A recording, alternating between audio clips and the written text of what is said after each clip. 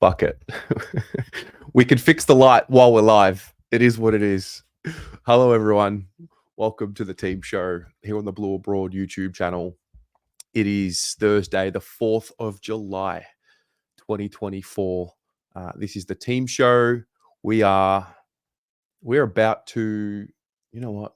Fuck the light. There we go. We are about to find out in less than an hour the final teams ahead of Saturday night against the GWS Giants. And it's exciting. Vibes are up. We've got quite a few of you here. Pleasure to have you here. Who is here? Who have we got? Naomi, Kate. Hey, Kate. Hey, Kate, did you get your pin? Are you still waiting for your pin? If you still haven't got it, I'm going to the post office and sending you another one tomorrow. Smigoff, Maz, hello. Lou, Naomi, absolutely. Thomas, Damien, Sol, Gav, CFC, hello. Jack, mate, it is cold. It's very cold. Aiden, hello. Jay, Jojo, Lufalino, Rachel says, Ali's here. Jaden, it started now. I was just playing around with my light. So I've got one here, this one. And sometimes it takes a while to configure. And it's just not connecting. So it is what it is. We'll just continue on. If you want to make everyone happy, don't become a leader, sell ice cream. Pommy, hello, mate. Teams drop 41 minutes from now.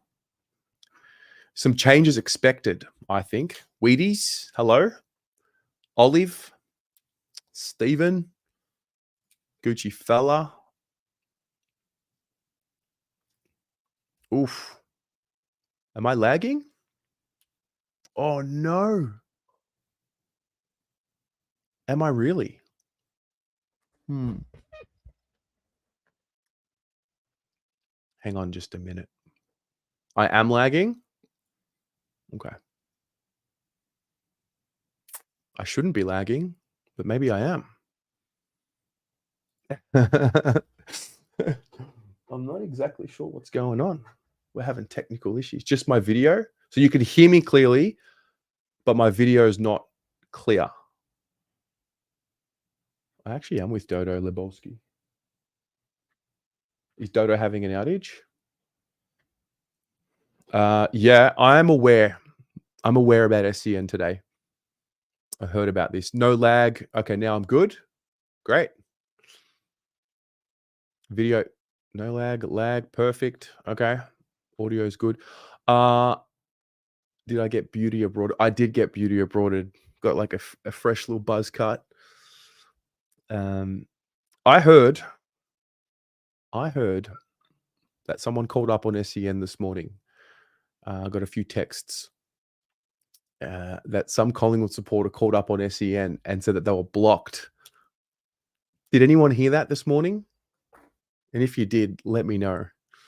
I'm fascinated by that. I'm fascinated by a few things because the person apparently asked Sam Edmund if he knew about Blue Abroad and he didn't. I don't know what's going on. It's still lagging. For some of you, it is lagging. For some of you, it's not lagging. A Collingwood supporter that can use a phone. Yeah. So apparently Collingwood supporter called up, cracked the shits because he apparently was blocked by me yesterday. I didn't block anyone. Maybe he was on a stream that we blocked. I don't know. Hey, Jaden, appreciate the $3. Says, how is everyone feeling about this week's game? How is everyone feeling about this week's game? Great question. I'm a bit more confident the more that we get into it. No doubt.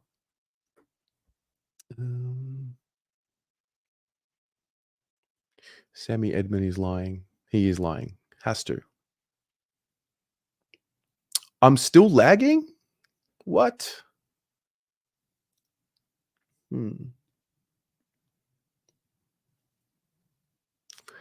Lagging on your TV, not on your mobile. I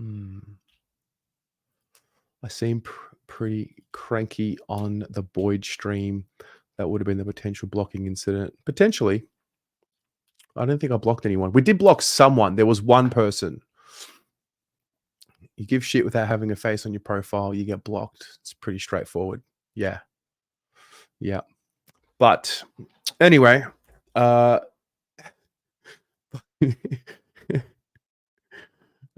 hoping that this blue light fixes itself. So basically what I've got to do is I've got to connect it through this app.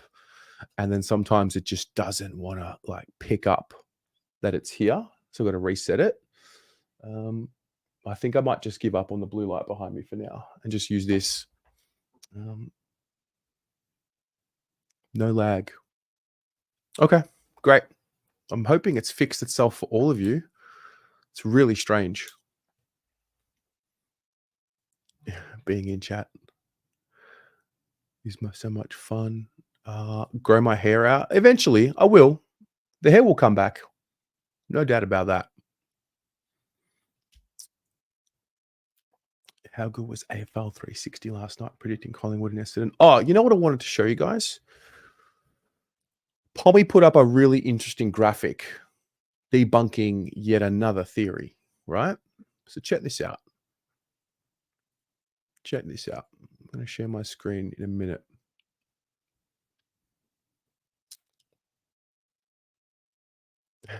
I guess so. Hang on a minute. Why is it lagging? How bizarre.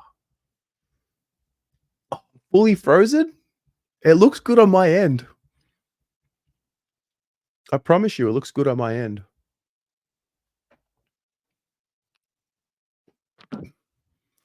I'm going to share my screen in a sec.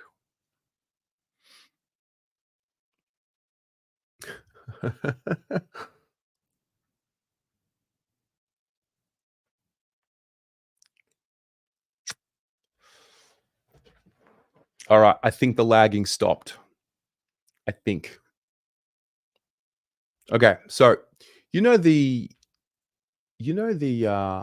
premiership window stat? Have you seen this? So if you go to the bottom one here. Actually, you know what we'll do?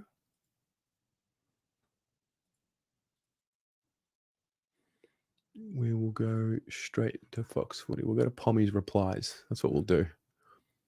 Okay, you see this? So the premiership window, apparently, according to Fox Footy, means that you have to be in the top 6 for points scored and top 6 for least points conceded. So after round 16, this is what it looks like. Swans right here. Lions right here. Doggies looking good. So if you look at this as, you know, the season as a whole, this is what it looks like. Carlton leaking a lot of points. But if you look at the last 5 games, this is what it looks like. This is where we're at. And if the reason why you would look at the last 5 games is because this is after Sydney. This is after we settled the side, got Mitch McGovern back into the side, got Adam Sard back into the side, got Lockie Fogarty back into the side. So this is hopefully the beginning of the premiership run. This is the juicy part of the season.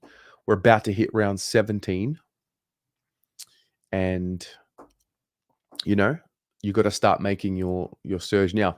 Very interesting to see Hawthorn here scoring at a really high clip, defending at a really high clip. The Swans have just fallen out of this little green spot, but I think they'll be fine.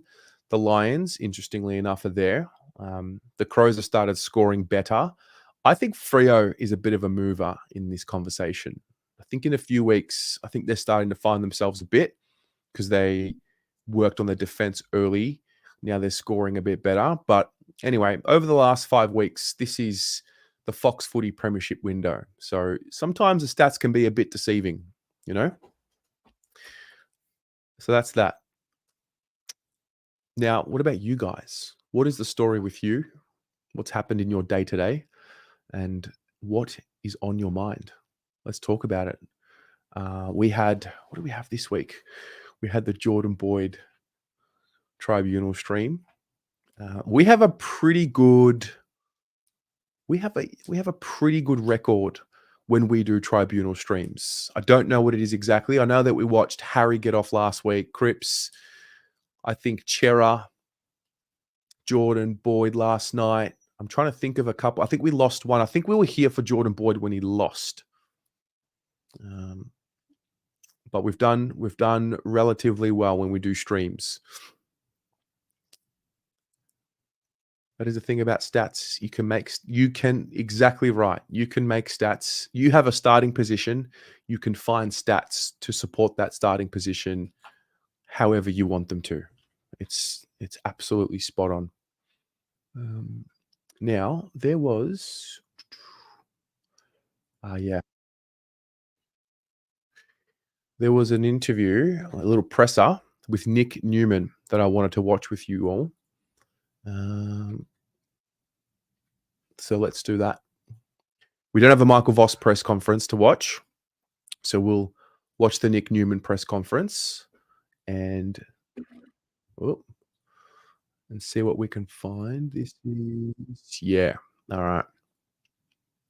But I want you to share what you think.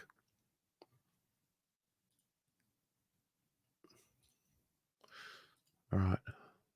Nick, 5 over the last 5. You must be pretty happy at the moment. The question was about winning 5 of the last 5 and how happy he is. Yeah, it's good. Obviously winning's always enjoyable, and we feel like we've put a pretty good block of footy together and look to continue this week. But it's been a pleasing sort of month for us. What goals did you set yourself earlier this year? Because you're playing like outstanding footy at the moment, rank elite in tackles and marks, especially. What have you sort of focused on?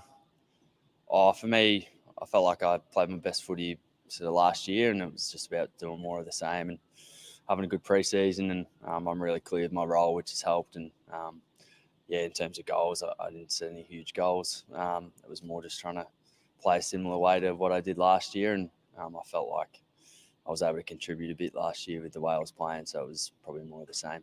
You had a really good win against the Giants early in the season. What are you expecting from them this time around? They're a quality side. After a loss on the weekend, I'm sure they'll come out pretty revved up at home, and we're expecting the best version of themselves for sure. And no captions, unfortunately. We've had some pretty good battles against them in the past, and at home, I'm pretty certain they'll be pretty fired up to bounce back. So, yeah. You've had some pretty good battles personally with Toby Green over the years. Are you expecting to get the job from him again? Did you hear the question? It sounds like it's pretty loud from my end. He was asking about whether or not Nick expects to get Toby Green as a matchup. Not sure. It's obviously our first day back in after the game on the weekend. So, we've sort of got to review the Tigers first, and then we'll look to the Giants. But we've had a few guys do different roles this year in terms of Sard and even Cow in the last few weeks, and Gov. So, not sure who'll get that matchup, but no doubt there'll be times where sort of all have to sort of spend some time on him. What makes him so dangerous, Nick? What makes him so dangerous? I think I've touched on it before, but just his ability to do everything. Like, you play on a small forward who's really quick, and maybe their strength isn't necessarily marking, but he sort of does everything pretty well. So you never really feel safe, whether it's a high ball or a ball on the ground or crummy. He's pretty good at most things. So he's a tough matchup. Hunters are obviously saying that with Carlton and Sydney, clearly 2 runaway sides. Do you pay any attention to experts predicting that the last game in the season will feature the old dark blue? Does it bother you? Does it give you a boost? Do you care? Nah. I don't really care, with all due respect. Footy changes so quick, within a couple of weeks, the narrative can be completely different. So I think we're doing a really good job of Footy Club to just, keep our focus narrow and sort of look at what's right in front of us rather than looking too far ahead. And Vossi does a great job of that as well. So, yeah, I try not to read too much into that. Is there a sense of you can achieve something though? I mean, clearly you're beautifully placed. Is there a sense within the players of, right, these opportunities don't come along that often, we have to make the most of it? I feel like Interesting question. Is there a sense of making the most of the opportunity? we all believe that we can achieve something. We're sitting second on the ladder, so you'd be kidding yourself not to sort of think that, we might be well placed to have some success. But, it's a tough caper and you need a few things to go right. And all you can do is put yourself in the best position, and we feel like we're doing a good job of that at the moment. And, we just got to keep chipping away at it and give ourselves the best chance come the end of the year. Do you think you'll have Jordan Boyd out there on the weekend? I hope so, yeah. This was obviously just before the Jordan Boyd tribunal.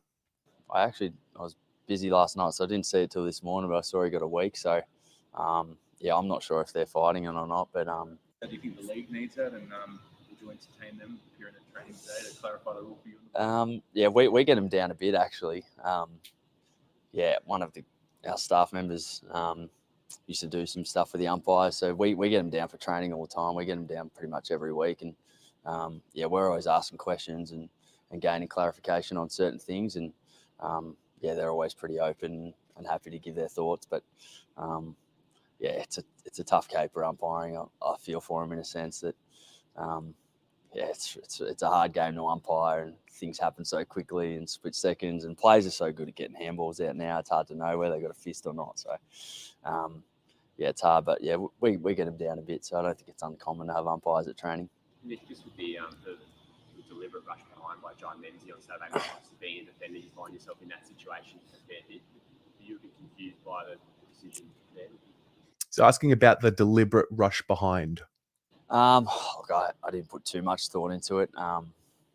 It's a tricky one. It's like, do you treat it the same as a out of bounds deliberate, or I know within 9 meters and under immediate pressure, I think that's the definition. But I guess it's up to each umpire's discretion at the time. But they're not easy decisions when you're on the last line and a defender. You get a bit shaky. So hopefully, I'm not in that position.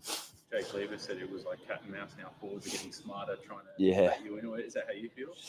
Yeah, I mean, questions about whether you think forwards are getting smarter. Yeah, I'd probably do the same if I was a forward. You're trying to get a free kick, and sort of the easy thing to do is to rush it. So it's pretty funny to sort of see forwards sitting off and then defenders not really sure what to do. So, I won't sort of worry too much about it. Gone to anyone about parenting advice for Denver when you? I've got plenty of examples now. Question was around parenting advice. Yeah, I think from when I first got here to now, kids just seem to be doubling by the month. There's quite a few due the end of the year, so I've got plenty of advice, which is good between players and coaches. And I'm lucky, sort of due in the off season, so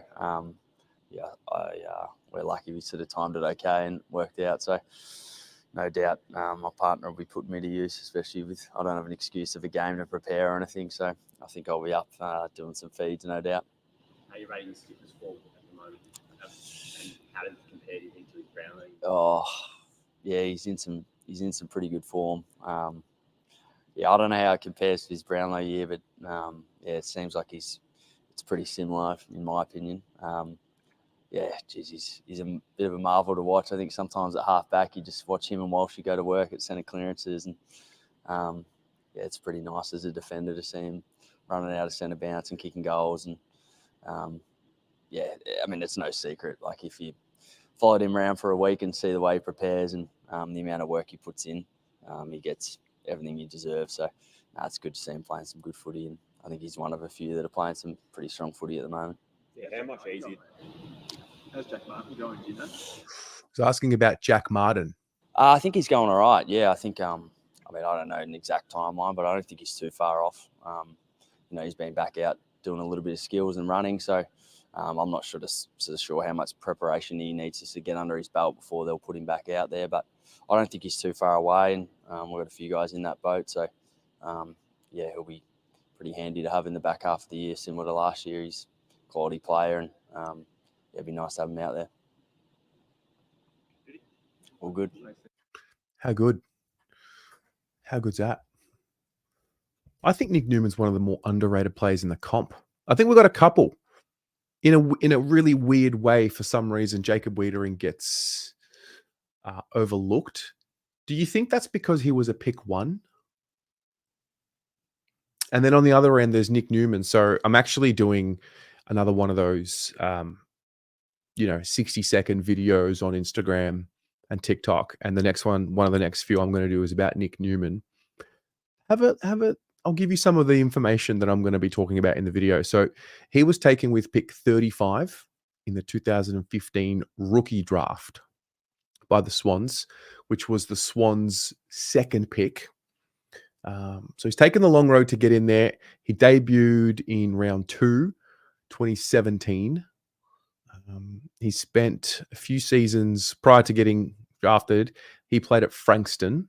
So he's recruited at 21. This is a quote that he made about himself, talking about why and what had happened at the Swans. And he said, "There's no doubt I didn't hold up my end of the bargain at Sydney. I'd be the first to admit now that I wasn't professional enough. And there were some other things where I wasn't doing the right stuff all the time." So this quote is from an interview he did with, I think, Riley Beveridge for AFL.com.au. This was just before the prelim. So Gold Coast and North Melbourne had shown interest in him throughout his final season at the Swans. We ended up securing him in the 2018 trade period with about 6 or 7 minutes to go before the deadline. What do we get? We exchanged a future 4th round pick for Nick Newman. So after 31 games across 4 years with the Swans, he came to us. And this was the quote that he made after at the back end of last year. "Once the trade went through, I realized that I had to change the way that I was going about things if I wanted to stay in the system for a period of time. I feel like I've been able to do that." He's just got that. You know how we talk about the floor and raising the floor of your performance when it comes to consistency? I think he is the perfect example of that. So take a look out for that. I'm going to film that probably tonight. Get it out at some point. Christian, Newey, Boydie, Weeders, and Kemp. Yeah. What I love about all the players speak about their comrades. It shows not a single one would willingly depart our club. Yeah. Carlton players always overlooked. Lou, they are, mate. They are. Defenders get no love from the media. Yeah, they don't, especially new ones. And when they're new, for whatever reason, they don't want to. There is a bit of an anti-Carlton thing, for sure. Underrated baggers are the bomb. Absolutely, Lana. Wiedering actually does his job and defends. He is responsible, unlike guys like Darcy Moore. Yeah, this is important. And there's a few of them in the team that we have right now. I think of Chincotta. Explains his work ethic. I mean, I think of a guy like Elijah Hollins, who's probably just going through what Nick Newman was going through. So had some things professionally that we probably wasn't doing right. Maybe the environment that he was in, he wasn't happy. Gets a second chance at another club at about 21 years of age, 21, 22. And you now look at that, and I think there's a very similar path that we're going on now with Elijah that Newey went on as well. So long may it continue. Stephen B. Yeah, it was a bargain, all right. Teams, every Thursday. If we have a Thursday stream, that means teams are coming out at 6:20 p.m. So 6:20. Yes, Aiden. Open training. Is it Tuesday? Or is it Thursday? You sure about that? I'll back you in. Let me just confirm. I did see the club. You're right. Open training. A training session will be open to all fans on Tuesday, the 9th of July, ahead of our round 18 clash with the Bulldogs. You can enter via Gate 6 from 3 p.m. and it'll go until 5 p.m. The Carlton shop will be open. You can register your attendance. There will be a signing session after training. However, please be aware that players have limited time given their schedules. We ask that members and fans respect each other and players with only one signed item and one picture maximum per person. So, yeah, good call, Aiden. The floor. It's on level 30. Yeah, I know. What do you think we'll do in the draft this year other than the Campo twins? Who do we let go? Let's wait until the season ends so we have all the information, because you just don't know what could happen in the next, 6 or 7 weeks. Guys who we think are completely off might give us something. Happened last year. We had guys that we didn't think would be part of the future. Then all of a sudden they put together a block of form, earn a contract. Yeah. Yeah, Fermi, you might have just stepped in. The light's just playing up, so we've just gotten rid of it. Otherwise, it's going to be red. Gokhan, I'm glad you brought this up. I am noticing the opposition supporters, they don't know how to handle it. We're in this really weird time right now. I notice it from the comments. The usual comments you get from opposition supporters on our posts is generally around, oh, you've done nothing, you haven't won a final, Cripps has done nothing. And then now it's changed, like, oh, you've just all Cripps has done is won 2 finals, made a prelim, and he's won a Brownlow. And it's like, slowly but surely, they don't know how to give us any shit anymore. And I think it's glorious. Everyone's scrambling. They don't know what material to use. I can smell the fear factor. I can smell the insecurity, and it's awesome. It truly is. I found somebody sent me a link to, was it a Reddit thread or maybe Big Footy? And it was basically Collingwood supporters talking about, like, what do we do when the Blues become good? Like, they're sensing it. So don't want to talk too soon, but hopefully we get the job done. It's more about us than them. Bev Tone, what's your predicted in? So I did the show last night, and with on Pommy and Oz, the team selection show. I personally, if Cottrell is available to play him, I also said to bring in TDK, assuming he's available. So don't know yet, but we'll find out shortly. And Kennedy, I would probably have him out, rested. He's not confirmed as an out. He's just confirmed as a test. But, I mean, a sore knee like that, I don't know what the status is.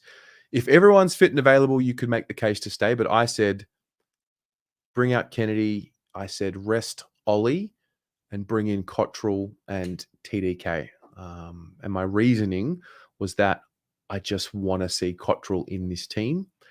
The earlier we get him in the team, the better he settles in before finals. And I think Cottrell is a part of what the best team can look like.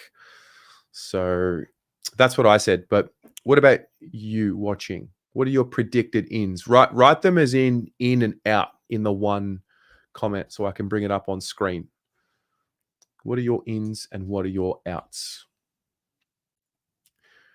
I also think the comments aren't bothering baggers as much because we know we're good. Those things lose momentum.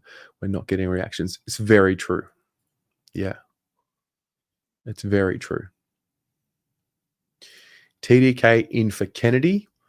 Yes. I saw a tipping channel where a Richmond supporter blamed match fixing for our wins. It's amazing. It's truly fascinating. It's either free kick Kerno or the conspiracy. The material is just so good. Watching them squirm is honestly, it's one of my favorite things to do right now. Do I think Sard and Williams will be okay to play? Yeah. Don't see why not. I know Sard got a bit of a knock to his ankle, but he seemed to play out okay. Alex, in TDK out Kennedy. This was the most popular one. This was definitely the most popular suggestion last night on the show. In TDK out Chugger. In TDK and Cottrell out Kennedy and Hollins. Yeah. In TDK Cotters out Kennedy Cottrell. Can't believe how casually we talk about making finals now. I could get used to this again. Right? For a lot of you, it's, oh, wow, we're talking about this again. For a lot of us, it's, wow, this is the first time we're doing it. Because this time last year, we were on the run, but, you never knew. Like, we knew we were playing good footy, but we were well and truly in the thick of the run. But you still didn't know. We still had a little bit more to prove. Whereas now we, provided everyone just stays focused and healthy, we should be there. And that is a really different experience, no doubt. Bugs Bell, just keep banking the wins. No changes if possible. Pito for TDK if he's ready. TDK in, Kennedy out. Freddie Jong, once you have Asian, you don't go back to Caucasian. Okay, sure. Sub Cottrell TDK in for Pit. Sub Cottrell TDK in for Pito. I think you'd need 2 out in that situation, Ali.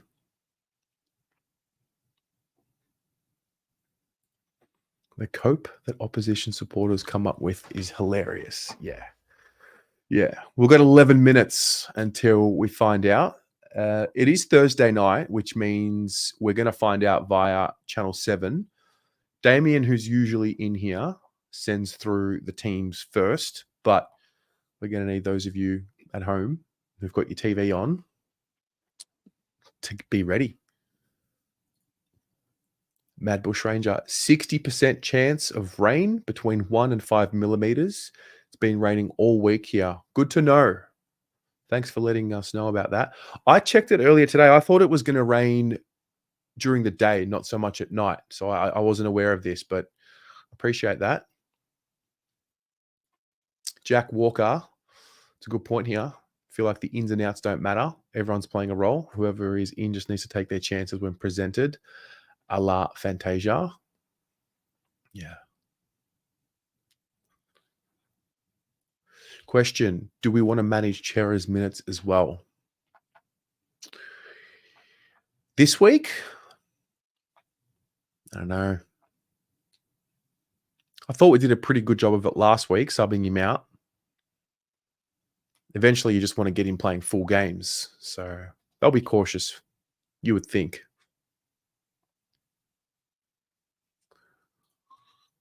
Jay plays 23 in TDK and Cottrell, maybe Motlop, out Kennedy and Ollie Hollins. Yeah, Motlop's an interesting one because he's had a couple of weeks now in the VFL. He was held over last week with Pito, so didn't play in the VFL, didn't play in the AFL. So he's essentially just had a week off. So it's tough because he didn't get a chance to play VFL minutes to prove himself. And now he seemingly gets forgotten about in this conversation this week because we're talking about Pito and maybe Cottrell. Could be Pito and Motlop. Sorry, TDK and Motlop. Hello, Unbranded. Who is most at risk of not being selected or being emergencies? Then can make a potential, educated out potential. Who is most at risk of not being selected? Oof. I think just Kennedy, only based on the fact that he's hurt, but he might be fine. What are you going to do when Martin's fit?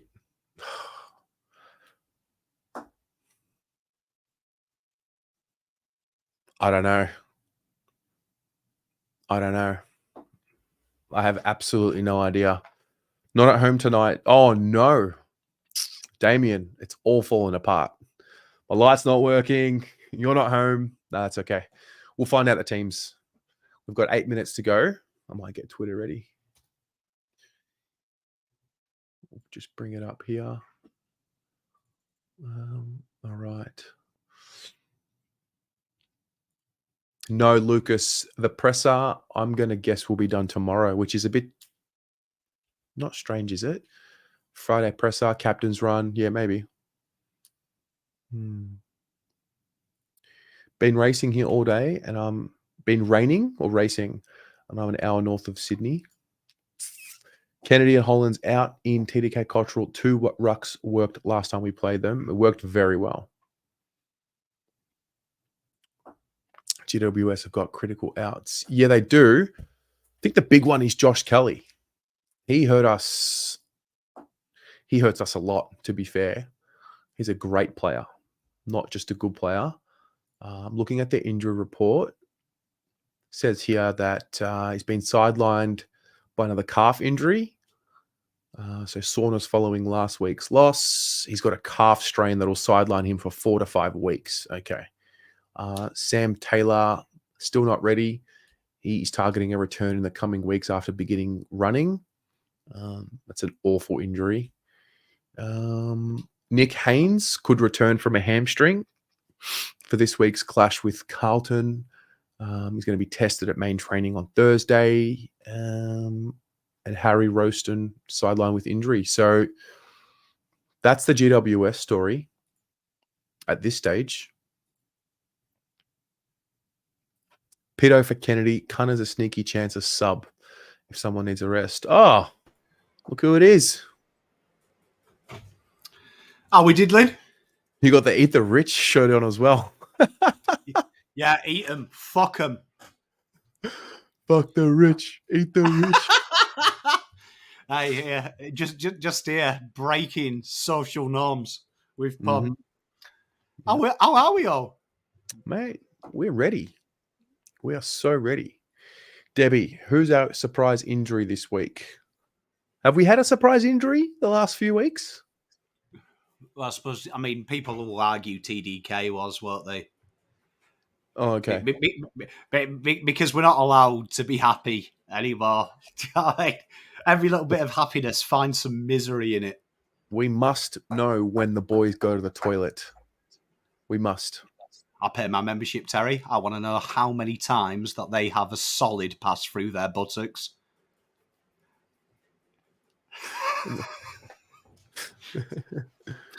Oh, dear. Hey, I'm looking forward to this. I've been dispelling statistical myths all day. Yeah, you were at work today with that. What's the story there? I can't stand people just using numbers wrong. Like maths. For me, maths and English are your native language. I won't say English because that's unfair on other languages. But I think if you can't communicate and you can't use maths, they are the 2 raw fundamentals for me of analysing anything. Do you know what I mean? And even if you're not a mathematician, you use maths all the time. It winds me up because I think you can just use a narrative whenever you want. You can use a narrative, and not many statistical experts use averages in things that you can't. So like using golf, for example, when you look at averages, it doesn't explain when you do something wrong, because averages are literally, there's so many eventualities. So like using real basic maths, a real good method when you're trying to analyze something that's wrong is using a range. So a range is where you take the highest value and the lowest value, and then you deduct them together, right? And you get a range. So what that does then, it eliminates any massive fuck-ups, but it also kind of takes into account the inconsistency when you lose. Average is really good when it's something you control, your own scores. So it's really interesting when you actually look at scores against, when you use a range, you actually almost get the ladder. So do you know what I mean? Carlton are number 1 in that facet. Sydney are number 2. Number 3 are Brisbane. You actually start to see form, because it's hard. When you use an average, you need the full collection of data. It's a real interesting little POM anomaly there.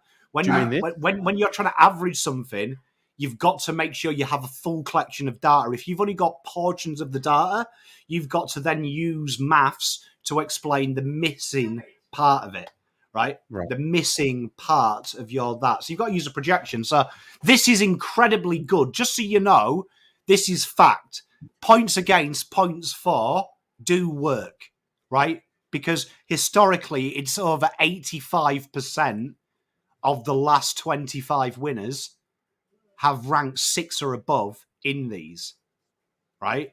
But the problem is that only works when you've had 22 games.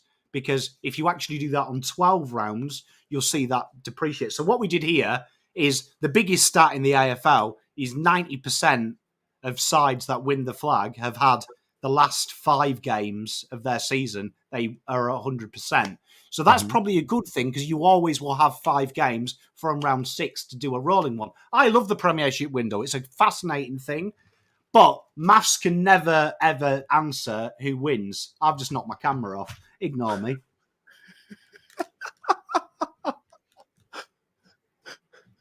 But yeah, I'll come back. There you are.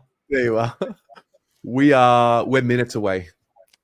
We are minutes away from teams dropping. Final predictions, Pommy? What, for teams or the result? Both. I reckon TDK in. For Kennedy? Kennedy rested. Kennedy rested. Adrian Leckdog is in Scotland at the moment, I think. He is. He's back in. He's back in the United Kingdom. Good time to be there as well. There is a general election, so it's always good vibes during a general election. You see the British people at their worst. Do we have guys? Are you getting confirmation here? Is this for real? TDK and Cotter's in. Please tell me. Or are you still guessing at the moment? I reckon they're telling you the truth. Oh, in TDK and Cottrell out Pito. All right.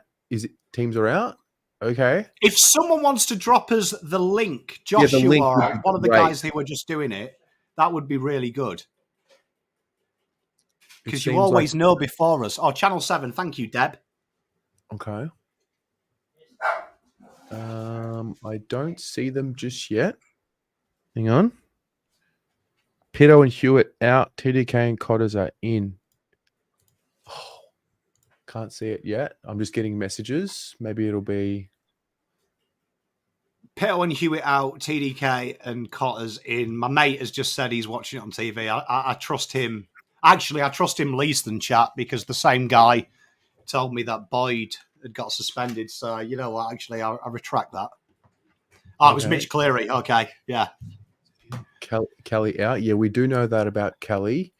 We're at 6:20 right now. We'll get it. We'll get a notification any second now from the club. We can get the teams up and discuss them. But very happy to see Cottrell back in. I had a feeling that once he was totally trust you guys. Look, I had a feeling once Cottrell was close, he would be one of those players that they really wanted in.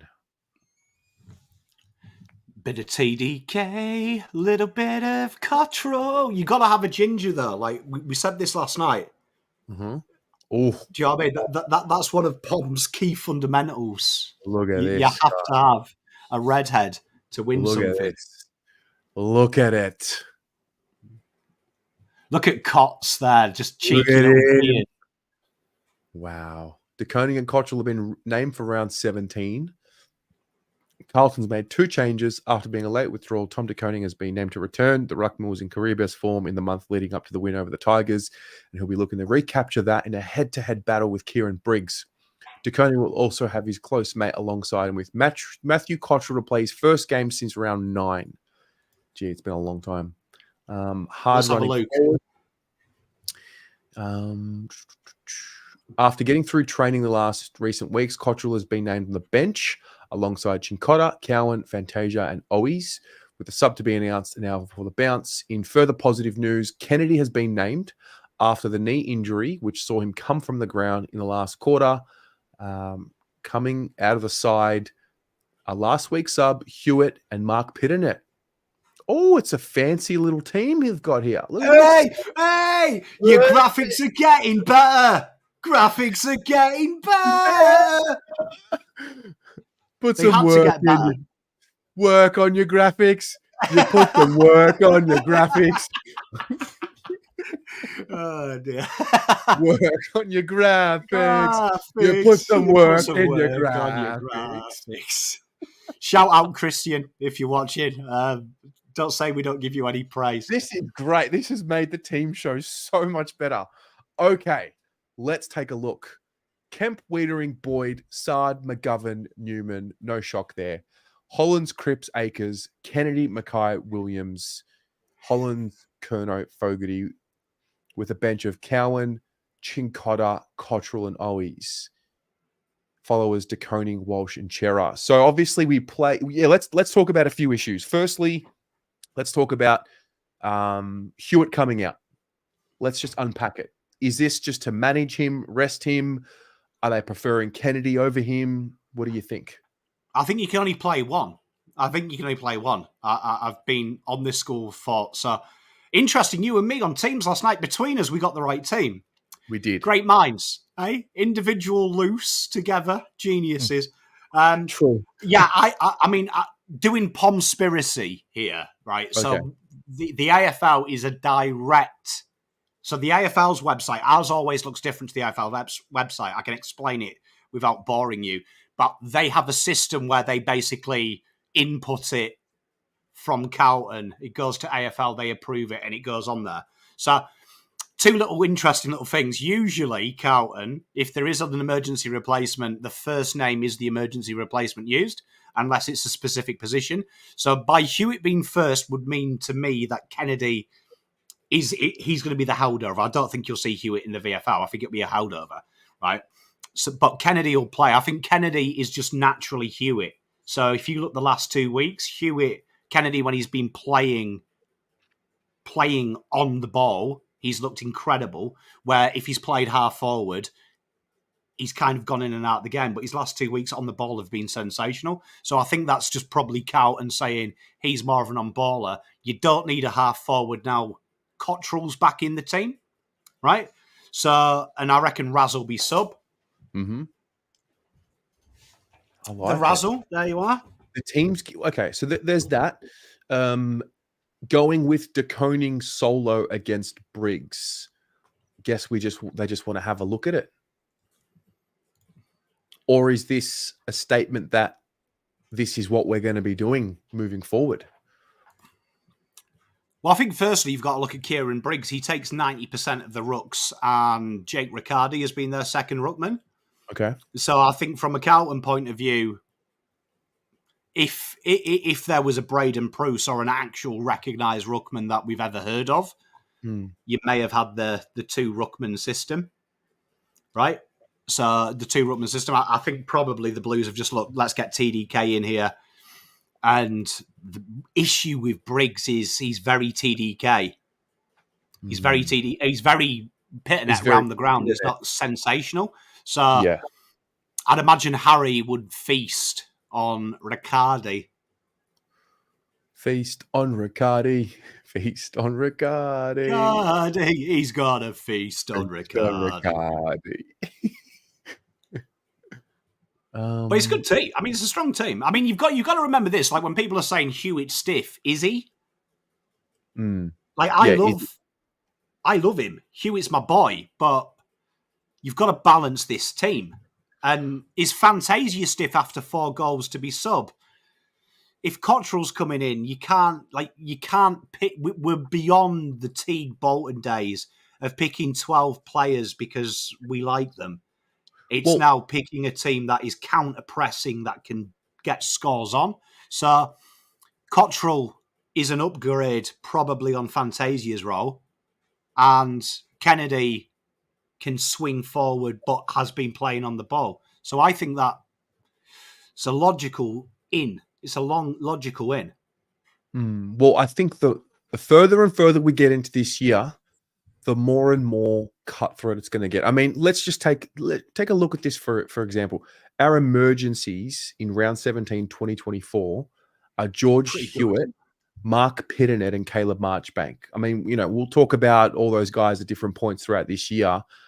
But if those guys are now our emergencies, Motlop's not even being spoken about right now. Jack Martin's going to be a part of the conversation in the next fortnight, you would think. Who else comes in? I mean, Cunningham's not even we're not even talking about Cunningham being part of the emergencies. This team has evolved a lot. And there's still players to come back. I mean, I think at the time, you've got to experiment here. You've got to experiment. I mean, Kennedy getting up is incredible. And I trust I trust they ain't going to lose him. I trust they ain't playing him too soon. But that team. It seems to be mobility is a priority for Vossi. Players who can play down back. You've seen Ollie Hollands. Like, for me, Ollie Hollands has made Nick Newman the last 2 weeks. So Nick Newman wouldn't do what Nick Newman did if you put anyone else other than Oliver Hollands there. So he likes this versatility in game. And I'd say the switch to halfback last week for Ollie Hollands probably won us that game. Yeah. The big change in the second half. I was pretty confident that once Cottrell was available, he would be in the side. I didn't see them dropping Hewitt, and that's why I thought Ollie might be the one to make way. But now that Cottrell's in the side with Ollie, with Akers, with these other strong runners, I mean, with Elijah, how do you see Cottrell's role in this side? Is he playing the Fantasia role? Is he going to be chopping out on the wing? I mean, I'm not exactly sure what it looks like. Well, I mean, I think when you watch him, he plays that his best moments are that half forward, aren't they? I think when you look at Cotters on the wing, the last time he played on the wing, he had 11 touches. That was this year. I think it was round 8 or round 7. It was one of them rounds. But he played predominantly on the wing.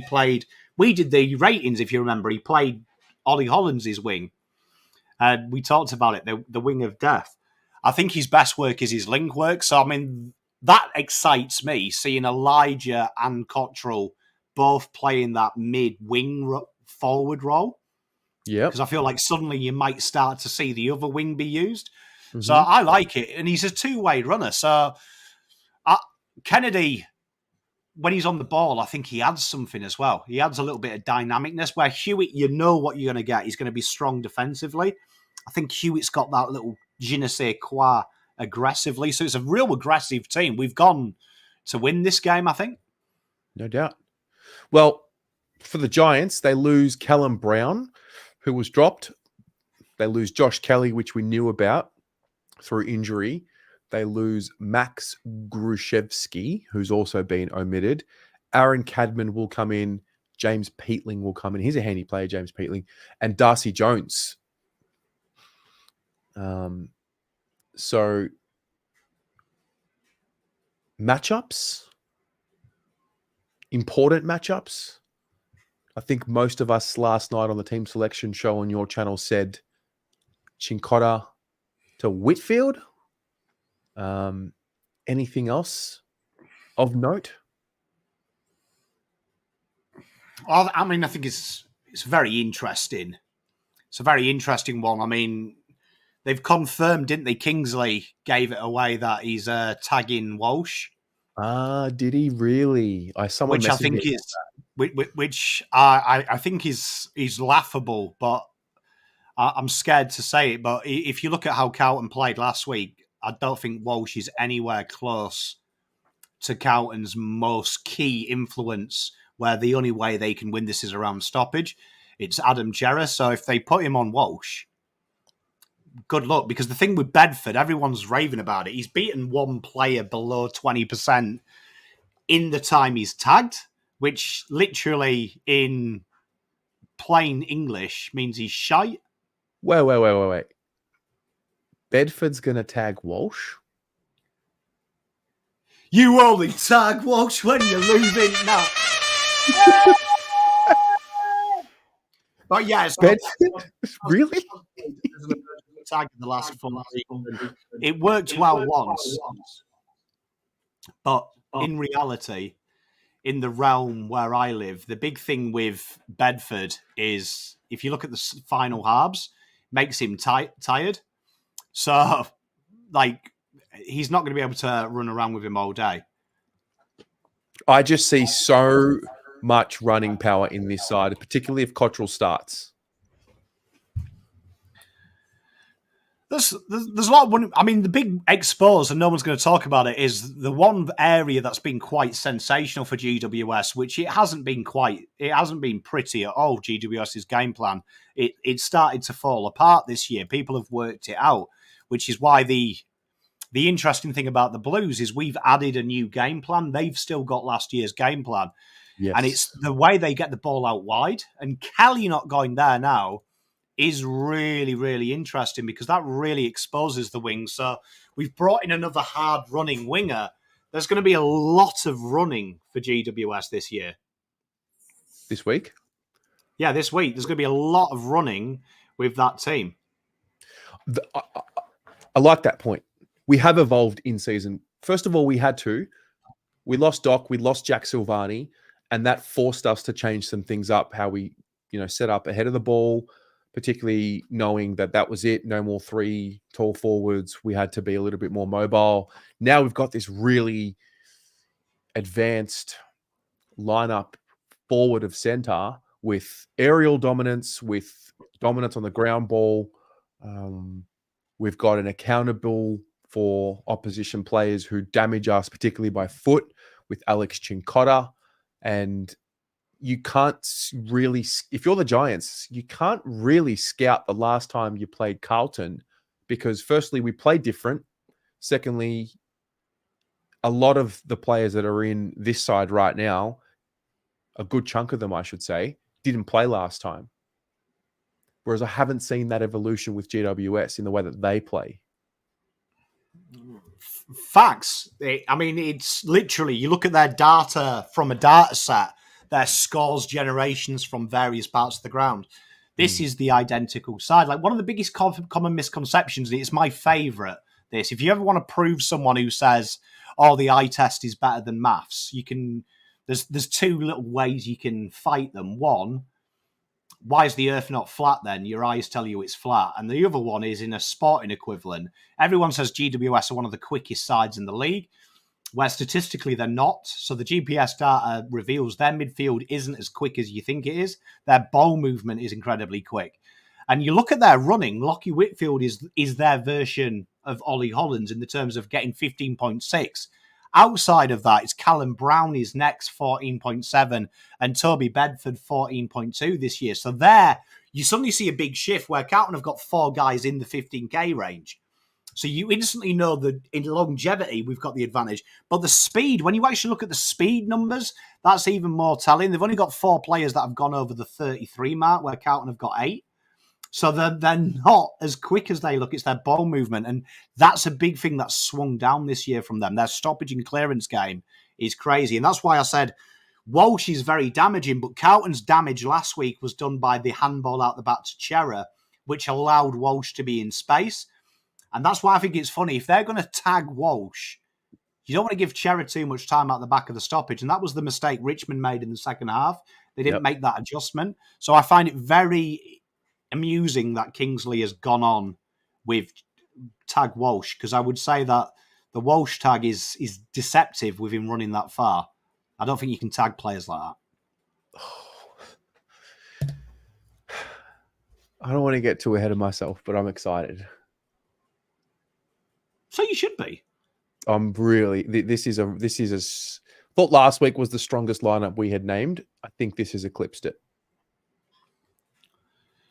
Well, the ultimate thing here is intercepts. Intercepts are where Carlton generally become unstuck, like most sides. And that's been our strongest thing in the last 4 weeks. Our turnover defence at the moment is bordering on obscene good. Yeah.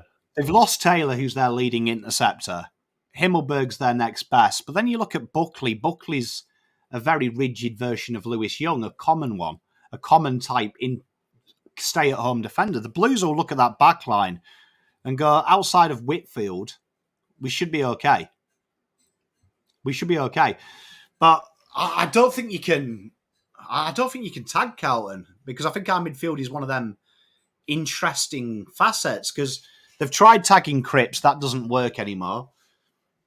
But then if you tag Walsh, even if Walsh has 12, Cripps and Chapman are still going to have 25. I think they've got their priorities a little mixed up.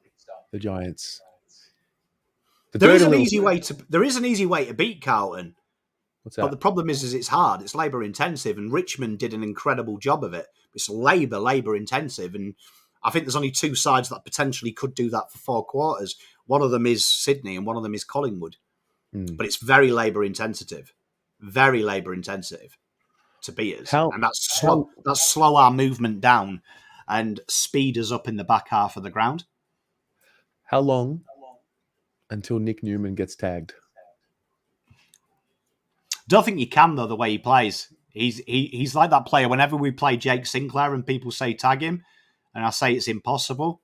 Players that give and go, so you can't really tag him. You've got to do what Chincotta does: take the short option to make him go, which is Tom Stewart's strength. So you could probably put a tag on Mitch McGovern, like we have with their big guys to stop the short ball, but. It's an interesting facet. The Blues from halfback are so strong, and that's where people need to worry about. Carlton's rebound 50 percentage is so high. Carlton's scores from that area are so high. So that's a big concern, and that's why turnover game is so important as a stat, because if you get it humming, it means when you're at your strongest, you're also vulnerable. Right. And that affects sides. When you're attacking and you're conceding, blows the steam out of the side. So that's where Blues are strong. Okay. Any other themes and issues coming out from your end? Just cheer hard. Just don't get worried. Do you know what I mean? Just don't get worried. Like there's way too much. It used to be a danger game. Every game used to be dangerous when your average ladder position was 16th. Like, keep saying this. It's banter. When people go, oh, we don't do well in Adelaide. We didn't do well playing fucking at Icon Park against our reserves. I've watched games where our VFL team used to run over the seniors. Like, that's what happens. But this is a strong side, and this is one of them games here where we go into it and we play our way. It's game over. Like, there's only 3 sides in the league that can match us on our day. GWS ain't fucking one of them. So just make sure that we do what we need to do.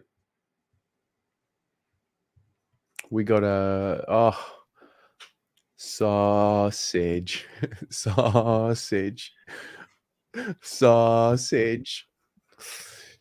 It amazes me because you can tell that guy's like 18, 19, 20, right? You know what I mean? Probably still at home with his ma and da, which I just can't believe when you are in your late teens nowadays with the internet. You can literally look at anything, talk to anyone. Do you know what I mean? You've got all these wonderful apps so you can meet people of a variety of agendas and things like that. Why are you on an opposition stream? Like, come on, like Thursday, like, 6:40, when I was 18, 19, I was sneaking into bars. Do you know what I mean? Yeah.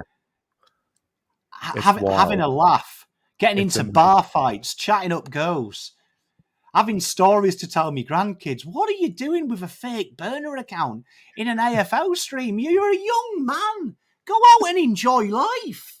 Go and live, young man. Come on. You know what I mean? Like, jeez, what's wrong with you? Speaking of, while you're here, hey, there's 378 of you here. I'm going to assume that all 378 of you watching are subscribed to the channel. If you are, thank you. If you're not, hit the subscribe button on the way out. Mumford, you too. You jackass. You jackass. Honestly, look, Pom wants to make AFL banter great again. Like, can we stop? Like, honestly, like, call me Pommy CUNT or something. Have a bit of fun. You know, get imaginative. Play a game. I don't even know. You're not. You're under 21 when you're using. I don't even know. YouTube recommendations are stupid as fuck. This stream keeps coming up every week. Hey man, I'm just seeing what I'm seeing. They showed him our stream. They showed him our stream. Shady Mumford.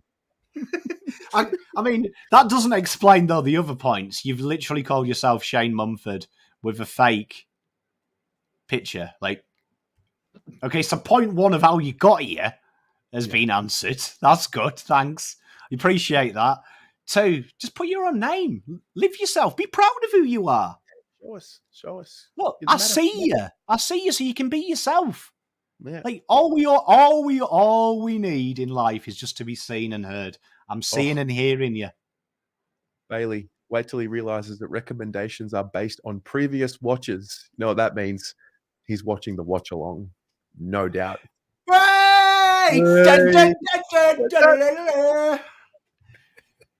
Tell you what, hey, Shane Mumford, if you are still in there though, brother, I bet you're recommended at the moment are Blue Abroad, aren't they?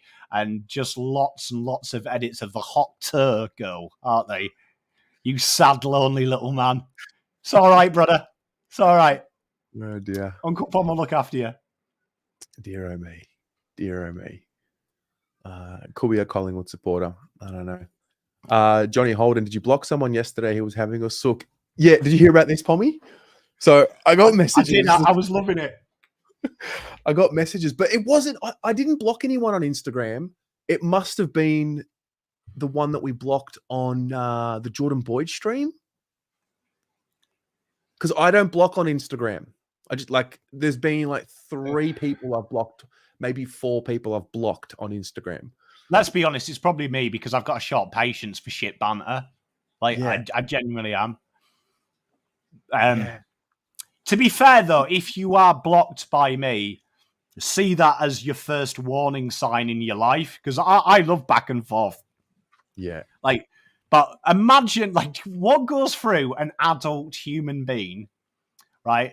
We love you, Shane, mate. Good banter. Well done. You stuck and take it. You took it, and that's the quickest way to my heart. But can you imagine being an adult male, right, or an adult human? We'll just go human here, and you go on the internet that's not your fucking team, and then you ring a national broadcast company to have a cry that you can't comment on their post. Cry on the telly. We saw you cry on the telly. Honestly, Jesus, hey. What's his am I in a real world anymore? What? Hey Sandy, thanks for gifting 5 Blue Abroad memberships. If you absolute are one hero, is Sandy as well. I love you, brother. If you are one of the 5 that just was given a membership, please thank Sandy. That means you, Aiden. There you go. No, imagine that. Imagine getting blocked by BA calling up mainstream radio to dob in, to snitch. What's he going to do next? Get his mum to DM me? You're picking on my kid. He got his mum to DM me. Yeah, it's dangerous if you get your mum to DM me, to be fair. Sweep learned all about that.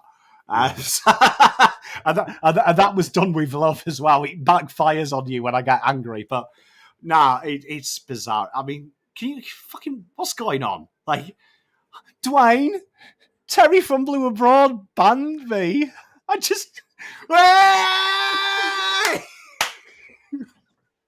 Oh dear. How's Sammy Edmund? He's a Carlton supporter, and he said he didn't know who we were. Didn't know. Well, he's a liar, isn't he? Because let's be honest, SEN literally take any tactical, any statistical, any draft, or anything relatively intelligent straight from here. SEN should be renamed Audi BA. What is it? Why do they pretend like we don't exist? Mate, my LinkedIn request to David Zeta is still pending. I just want to, honestly, if we were back in the United Kingdom, right, and there was an Aussie YouTuber that had more knowledge of football than half of my mates, I'd be offended. Hey, guess what? Shane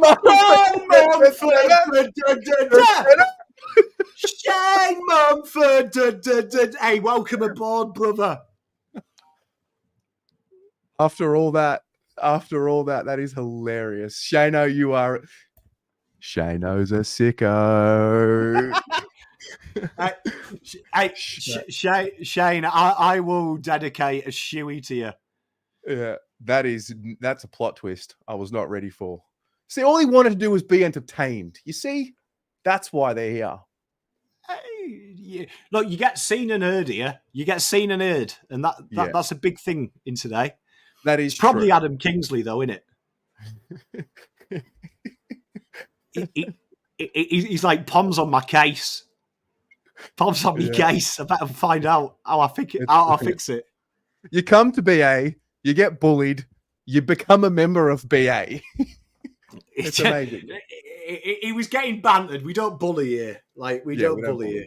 There's no bullying. Even though we want to sometimes. Oh, Rachel Bath. Oh, Rachel Bath. Da, da, da, da, Rachel Bath. Her surname is my favourite place as well. I love a Bath, but welcome aboard, Rach. Welcome, Rach. Hey, look at this. People just want to just keep joining, chat. Joining, yeah. Memberships, you can only become... So subscription is free. If you want to become a paid member, there's 3 levels. One's $3 a month, one's $7 a month, and one is $30 a month. You have to be on like a laptop or a computer. For whatever reason, it won't show it on your phone. I think it's wild. But yeah, basically your name will come up in green in the chat, and you get access to the little emojis. And you get heckled. And you get heckled. Yeah. How do we get an opposition? We got an opposition supporter to come in and become a member of the channel. It's amazing. I remember Collingwood joining mine. Obviously, it's a bit different because I do draft content and stuff, but I always found that weird because they comment on Carlton things and they're actually quite friendly and positive about it. Mm-hmm. So I always find it bizarre. But then again, they don't have anything else, do they? No disrespect to the other club's content. We are it. True. Kane, Apple, they won't show it on your phone because then Apple or Google will have to take a cut. No, well, listen, Google take a cut regardless. Google just do what I do, Terry. I have a clickable link in there because we've got a workaround from Apple. And yeah, I've considered creating either like a Patreon or another link for like a separate Blue Abroad, just like supporting membership. And maybe getting rid of like the premiership members or the others. But then again, it shows up like how many months you've been a member. I actually don't know what to do if I'm being dead honest. Hey, Damien. Beep, beep, beep, beep. There you go. He's just gifted 5 Blue Abroad memberships. Who are you guys that got memberships from Damien? Yes. Say thank you, Damien, as well. Bring me my tea. Bring me my coffee, neat. Yeah, make sure you say thank you, Damien, in chat. Yeah. So, can I ask? You can ask anything. Do you think we should have Thursday night footy every single game of the year? Every single week of the year, sorry, I should say.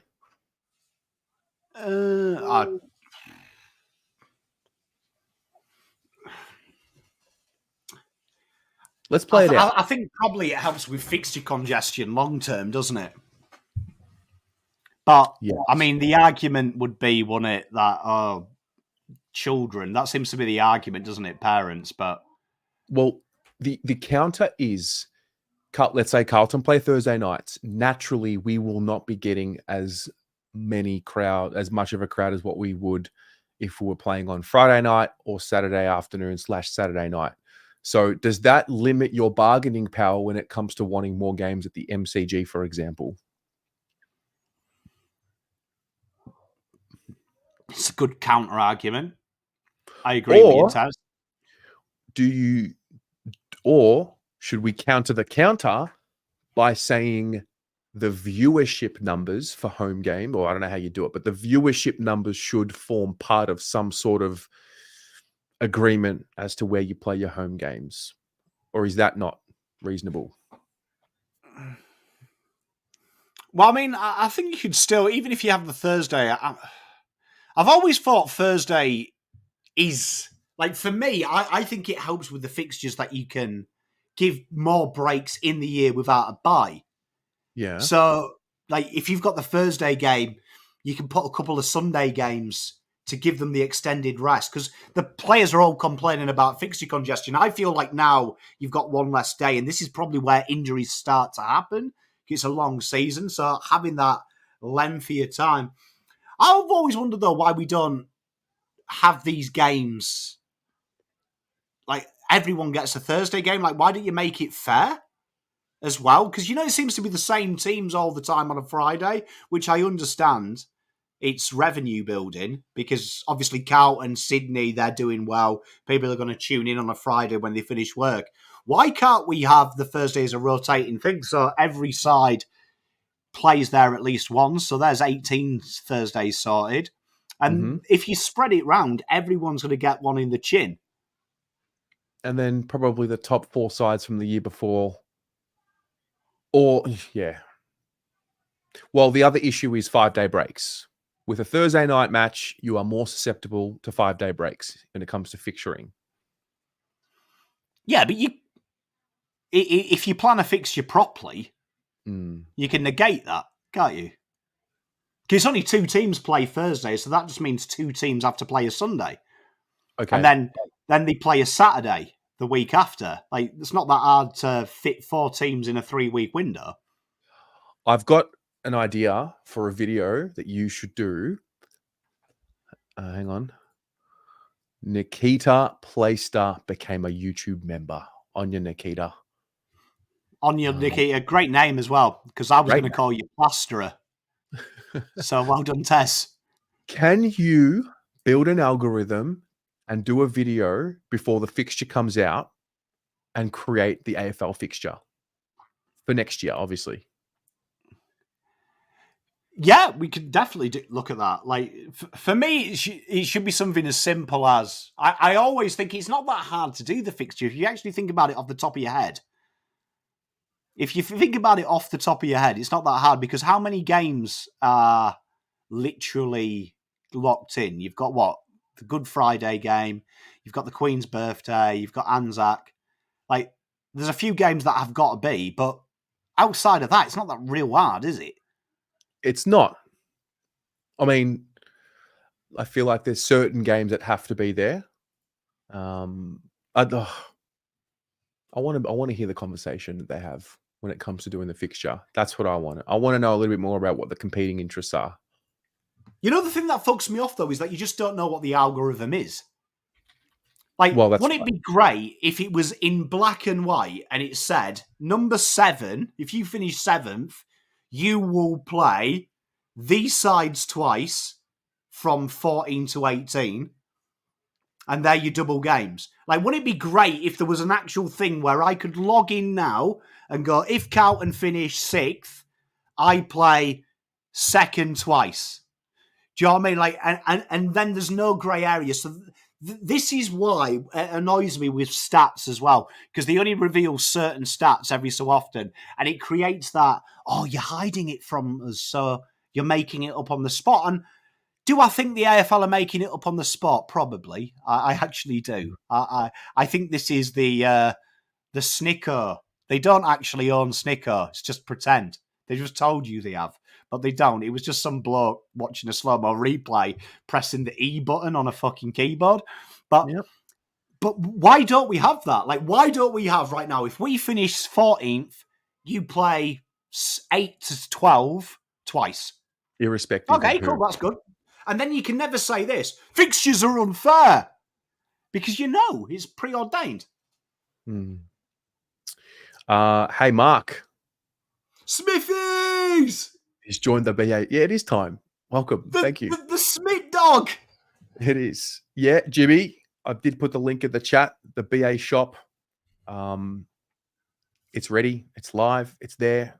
So many So many bits and pieces. I'm waiting for my AirPod Pro cases to come. They're coming tomorrow, I think. Pommy, don't you have something in the works as well? I do, actually. Do you want to see a sneak peek? Yeah. Firstly, Zonk Steel is giving you a bit of love here. $5 donation for your draft material, Pommy. My prediction is Ben Camprielli, Lucas Camprielli, and Harry O'Farrell as our 3 picks. Oh, the key defender, eh? Peter's son. Peter's son, eh? Is that Peter O'Farrell's son? Is it really? It is indeed, yes. Our lawyer, Peter O'Farrell. Don't involved in Terry. How often do I get pissed off? People say, "Oh, he was like a family friend of Ed Cano's." It's happening, isn't it? Yeah, but he bleeds blue. Oh fuck! Come on, I thought we were better than this. I thought we got past this, chat. I thought I'd educated you better than this. Here we are. Look, do you want a sneak peek? Yeah, give us a sneak peek. I got sent this to approve today. Oh, the 3D prints? No, we're making a Pommy and Oz pop vinyl. A pop vinyl? That's what it looks like. Sorry, I'm just Googling.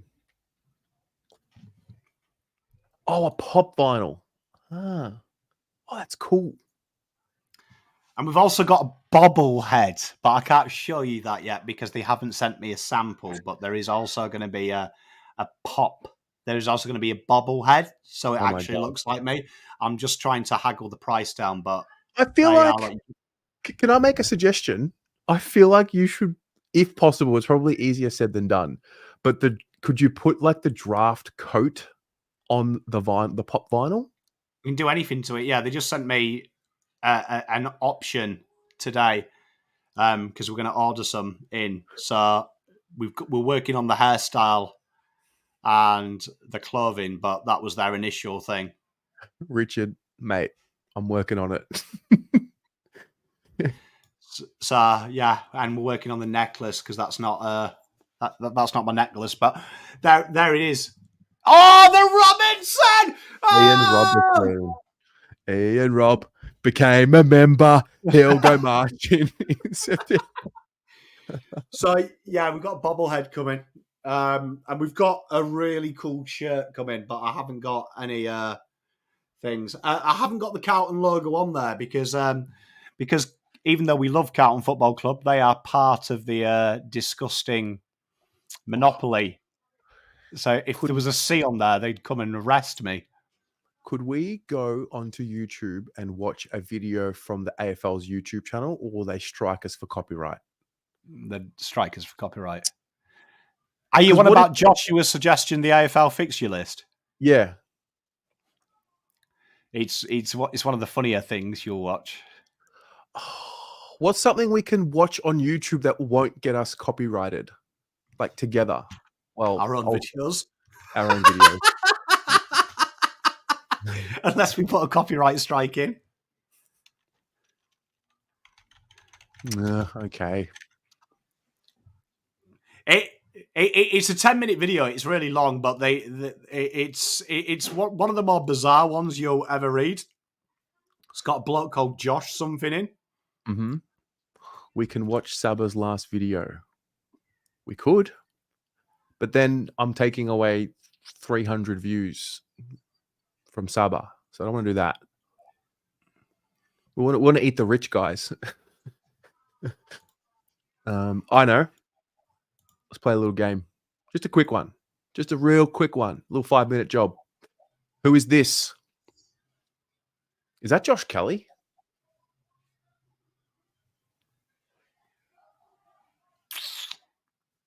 The hair? He's got the width of the head.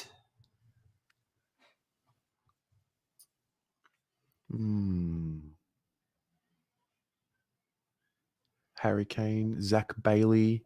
Harry Kane. He does fucking look like Harry Kane. What a show, Joy.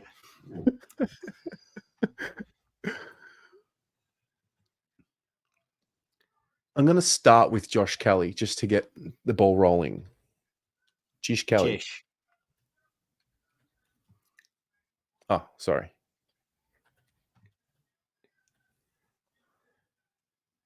Ooh. Okay. So just pretend I've never played this game. What's yellow mean? Okay.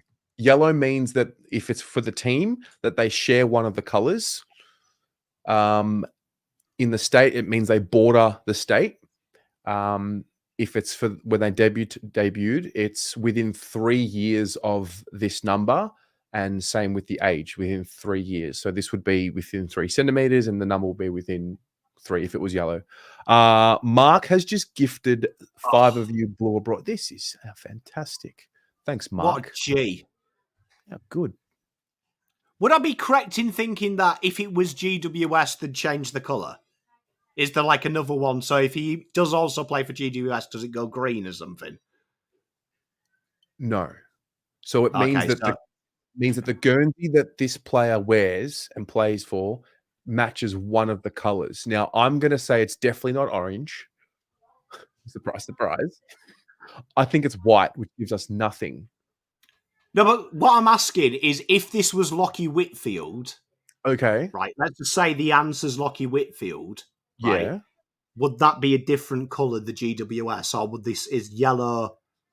Oh, so if you have got the right club, yeah, would that be a different colour? Yeah, it'd be green. Okay, cool. Okay, cool. So it's definitely not a GWS player. Okay, cool. Yes. Okay, cool. Absolutely. Blue Rush, how do you buy a pin? You hit the link pinned to the top of the live chat. You go to the bashop.com and the pin is an option for you there. Ian, did you just buy 5? Well, this is crazy. Wow, this is it's memberships abroad tonight. How good. Thank you very much, Ian. Okay, so we have a Queensland team or a Victorian team. I think this is a Victorian club. Don't know why. He's just got a Victorian, and he's young because not really. He's about 26 years of age, 26, 27, or 28. He's got a decent lid on him, hasn't he? Yeah. Josh Dacos, maybe. Walsh, Trelaw. Oh, Trelaw. Not a bad shout, Trelaw. Trelaw. Did Trelaw debut after 2014? No. Yes. No. Wait, let me just try it. Okay. It's not Adam Trelaw, but he does play for the Bulldogs. You know what? I don't mind the shout, actually, of Bailey Dale. Bailey Dale? Like, Bevto and Damien, they've all mentioned it. I love it. Love it. That's a great shout, all you lot in chat. Yeah. Like, Gokken said it. Loads of people were shouting it. Like, we could have just saved time. Alana, like, we could have just saved time. What about this one? This is a mystery legend. Any 150-plus game player from the last 10 years. Oh, shit.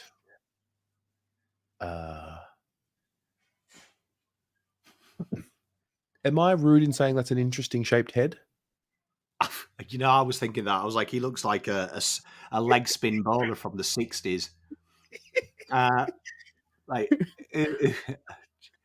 Jesus.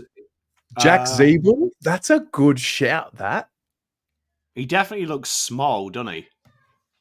I'm going to try it. Oh, who did that? Who was that? That's filth.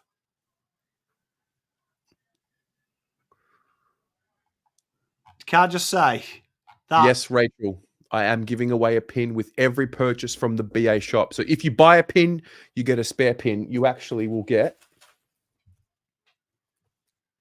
I haven't actually made these public, but you'll get one of the OG colors. You get the OG colors. Only in July. End of July, we end that. But yeah, that's a great guess. Well done. Can I just say, yeah, whoever pulled Jack Zeeble out of their ass, bravo. Yeah, absolutely. Like honestly, that's genius. What else can we do? Do you guys want to just keep hanging out? Because I ain't got any footy to watch. Let's hang out. What else can we do? What else can we watch? I kind of want to watch something and react to it. But it's so hard. We should look at your AFL fantasy team. Oh. Look at Danny. he's crying. Do you know what? He's crying. Let's do it because we've lost 6 in a row. Clary must have scored well. Yeah, he did. But I mean, we're just fluffing around. And Abe's in America now and like everyone's away. You know, like we didn't set our lineup properly last week. You know, we had Iden on the bench. Like you've got us. You've got us. We can all behave. All right. You know what? Let's do that. Lebowski has a great go through Carlton subreddit. Oh dear. That's it, man. That's content, bruv. Hey, Gorkan. I see you. What'd you do? Gorkan just purchased the Blue Abroad AirPods and AirPods Pro case cover. Thank you, mate. Filthy. What color? Navy. All right, fix the team. Can we zoom in? Oh, well, I can zoom in on my. Oh, okay, yeah. I'll zoom in. There you go. Did Terry make that worse for anyone else, or is it just me? Oh, sorry. It's like guy completely mugging me off here, isn't he? Absolutely fucking. Is that better? Mugging. There we are. Yeah, I can see names. Hey, Naomi, welcome. Naomi, welcome. Is that Gulick? You know what? This isn't a bad idea. We could go to other teams like Big Footy Threads and just read through it. That's not a bad idea. We can do that later. So the question is, should I be playing any of these guys? Oh, Curtis Turler, someone watch Marnie's North podcast. Bought tickets, didn't he? He went straight in.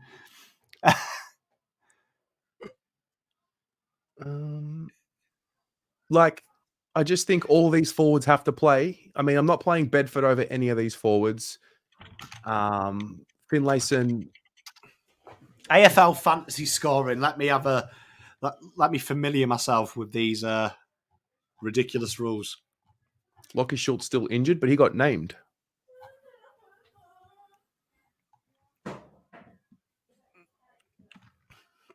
He was a late out, wasn't he, before the bounce, from memory? He was. I think Cripps should be captain personally, but Avi's just really big on like Gorn all the time. Well, it makes sense. I mean, he's got the Eagles this week. True. What's McGovern's average? Not good. 70. Yeah, 69.6. And he's playing more defensive. Exactly. Which has killed you. So that's why we're going to play Iden this week. We could drop Guthrie to the bench, but I think he'll play well. They got Geelong in Geelong. They got Hawthorn in Geelong. This is a draft, guys. So like we drafted the team. So like only we have these players. You've got an awful lot of attackers in this team. Yeah, we're not good, mate. What can I say? Like Windhager, great player, but it's a good team if we were playing real football. Yeah, that's the issue. Lukosius has stiffed you because he's gone from being that dynamic Nick Blakey halfback interceptor to boring forward. Exactly. Hey, I just saw something.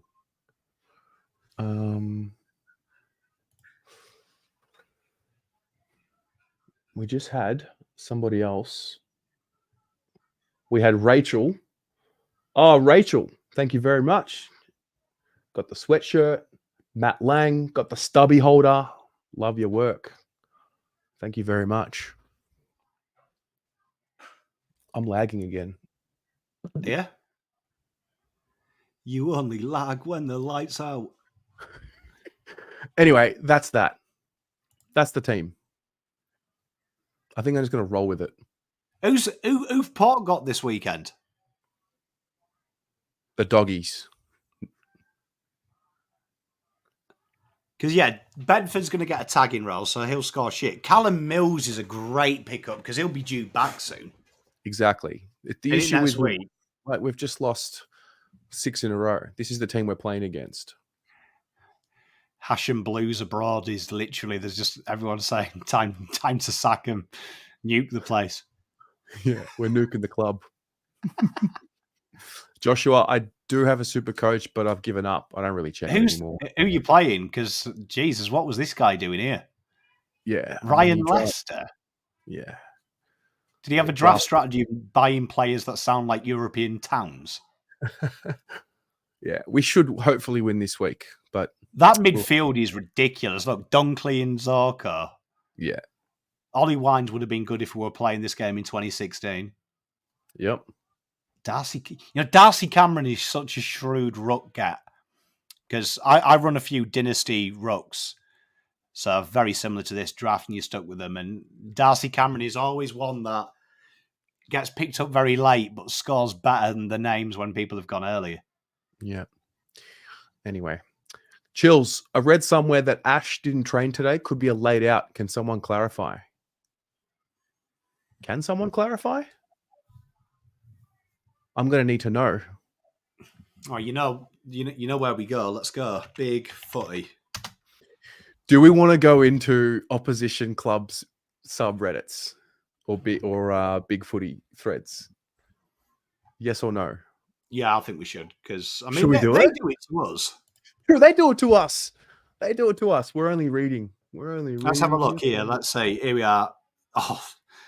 There's 55 replies in the Carlton Geelong one. Johnny Holden just bought a BA hoodie. Thank you, mate.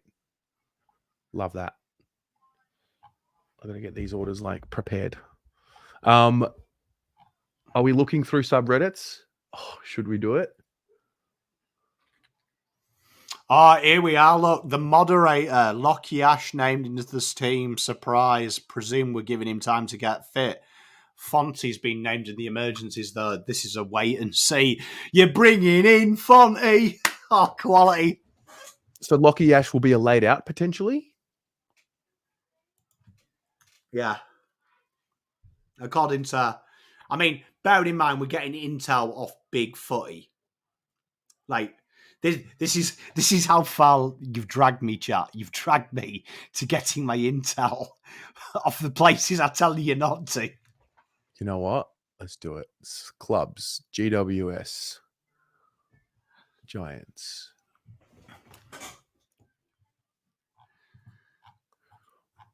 I'm going to share my screen. What are they saying about us? This is like spilling the tea. We've got Giants, Carlton, Saturday. Yep. Well, this was not exactly a fun preview to write, as it's hard to feel optimistic about the rest of the season after the last couple of months. There's been troubling signs since the Saints game back in round 5. So this is interesting. I would never have thought this about the Giants. We're just not clicking as a team the same way as last year. Wait, can you guys see this? No, yeah, we can. Yeah. No, but if you're watching from home, I feel like it's really hard to see that.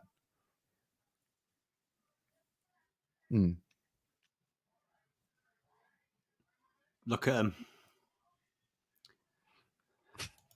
We are going to get spanked. It's so good. Jesus, that post took a turn. Go back Which up. one? Which God one? bless it, but he's like, it looks like we're quite up to the game. Then I'm pretty sure I read, but then last minute, my grandma died. There, read this. Was looking forward to actually making it to this one. The oldest games are on pause. Now it looks like we'll be able to for a funeral for my wife's grandfather. Oh, Jesus, condolences. that took a dive, didn't it? Like, Jesus, bro. God bless. Condolences. Oh, I should log in, hey. Oh, this could be dangerous.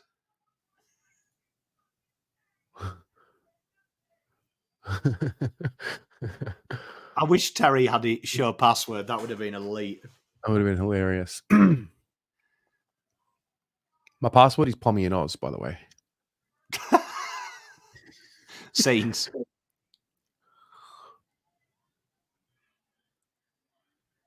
We were absolutely belted at centre clearance.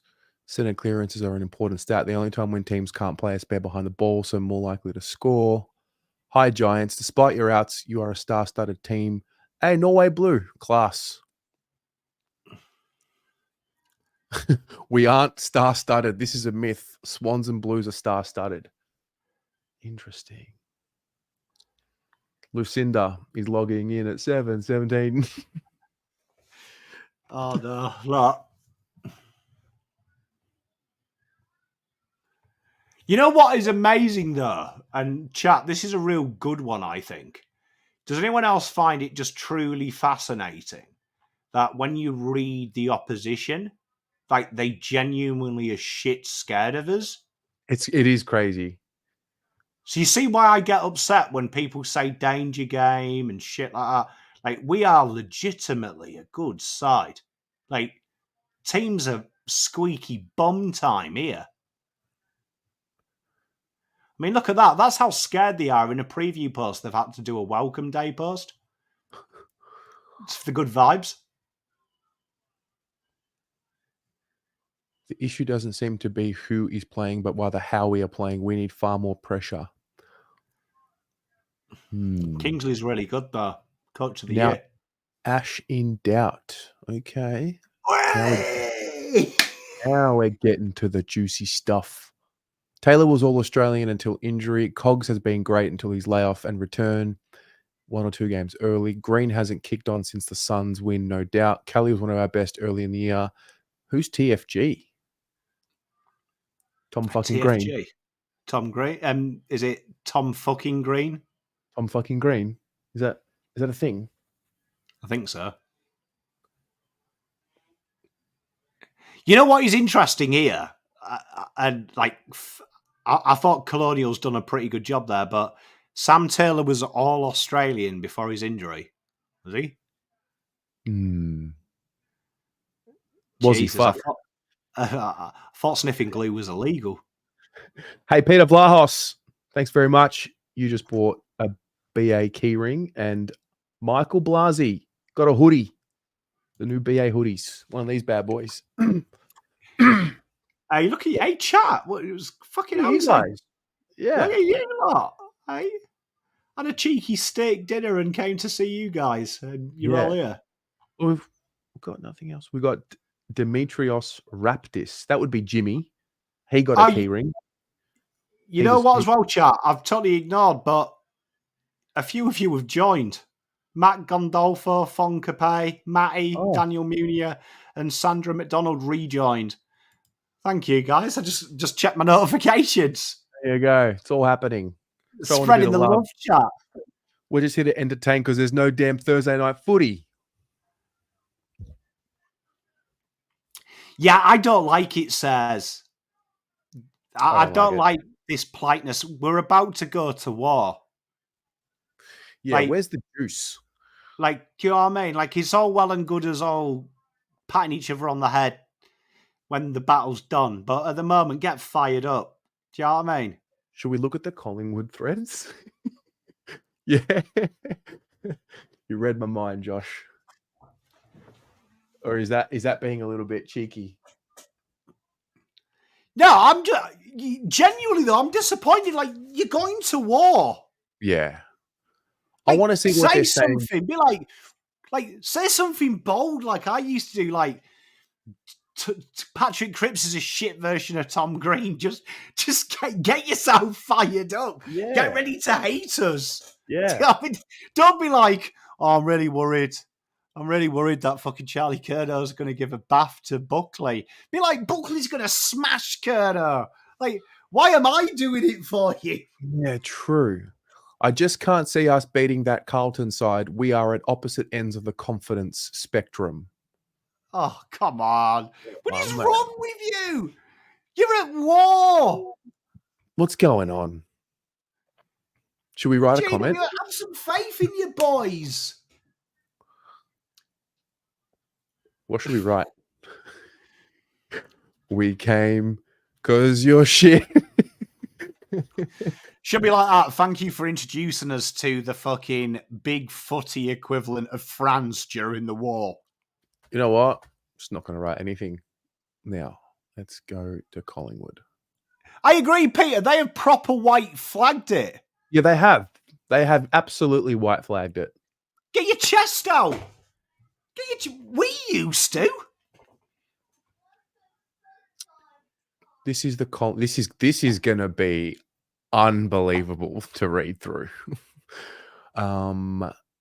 Surely there's a thread that they've got for like Carlton, right? No, there's got to be a thread for Charlie Curno, hasn't there? Yeah. Hey, Dan Finiciane. He just got a stubby holder. Thanks, mate. He's having a beer. Yeah, he's having a beer. Dan Finiciane. He's having a beer. Frankie, my brother, drop the link of that Reddit. I haven't seen it. That'll be a good Reddit to read because I have seen people screenshot it.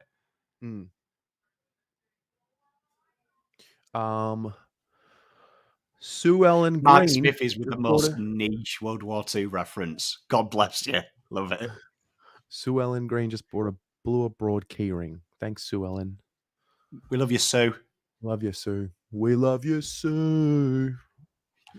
I guarantee Collingwood must have a Charlie Curnow thread. Like, I'm scrolling through. I'm like, I bet they do. I bet they have. Fucking it. Hey, got a great name for a chant. Carl Ella Brandy just purchased a pin and trackies. Carl Ella Brandy. Carl Ella Brandy. That's quality. That's a great name. Thanks, Carl. Now, where's the tea against Carlton? Could justify new friends. Still want to post it there. Did posting that link work? Wait, which link? Collingwood subreddit post from this week. Carlton's success fills me with existential dread. Oh,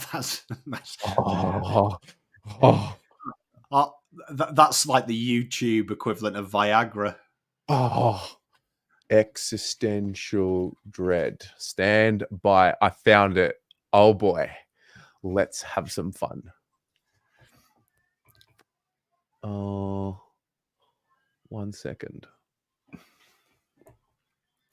You know what though? Just to Collingwood, there is it's up there with Carlton's here that it's quite active. You know this.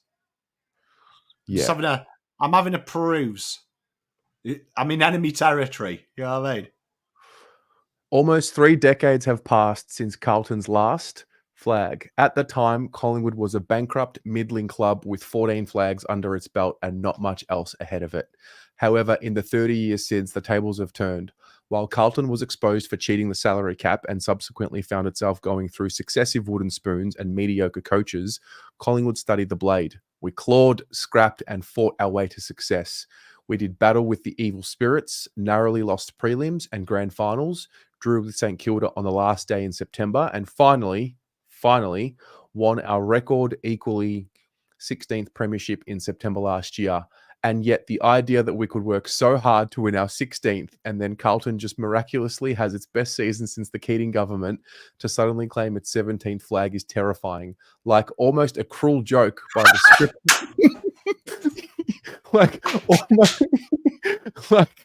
almost a cruel joke by the script writing demerge of the AFL. I swear, if Carlton overtake us to win their 17th flag, I'll start adopting the same annoying excuse peddled by interstate fans. No, no, no, no. Premiership before 1990 don't count. Therefore, we still have one more premiership than yous. I'm just being delusional, right? Someone please reassure me that we're better than Carlton, that we can get to 17 first, because I just have a funny feeling the script writers have got it in us for us this season. Wow. You know what turned... you know what really does turn me on there is I haven't seen since like year 7 Latin demiurge being used in a sentence. Yeah. John, Demiurge. Creator. Do you know what I mean? He's used creator of worlds in a sentence. You know, This is crazy. You know, can I just say that is like, honestly, if you told me that's a Carlton fan who's wrote that just for bants, I'd believe you, because there's no way. Like, maybe it's me because I just don't give a shit what Collingwood do. Yeah, I know what you mean. So I don't even think about, like, them winning the 16th flag. I couldn't give a shit. I was like, it's our job to win the 17th, but that is a man that can't sleep at night thinking about Patrick Cripps. Like, that's a big cry for fucking help. Like, I hope you're all right, group of fish, mate. I hope you're all right, mate. It's not that deep, kidder. It's not that deep. Some of these replies. Wait, let me just go here. The less you think about Carlton, the better. Another one. Look, I go for Geelong, but this post makes me feel seen, like anyone but them. Fucking hell. Like, boys, go and have a fucking cup of tea. You'd be right. You'd be all right. Oh, look at this. It's amazing. Freaking, we can't say his name. There's some dodgy usernames here, but one of them's gone with the old "What's success?" Way! Oh, hang on a minute. Check my notifications. I'm checking.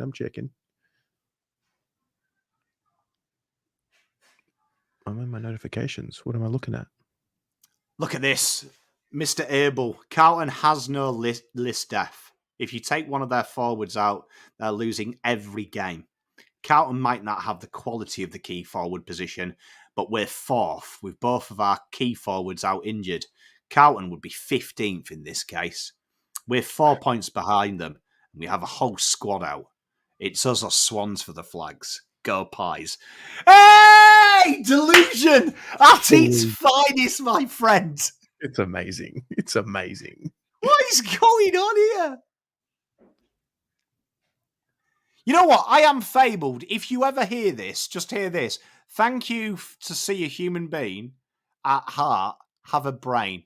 Am I the only one who doesn't give a shit about flags? I couldn't give a shit about it. What we've won before I was alive, or who has the most. I only care about what we win. Yeah, well done. Good work, mate. Good work.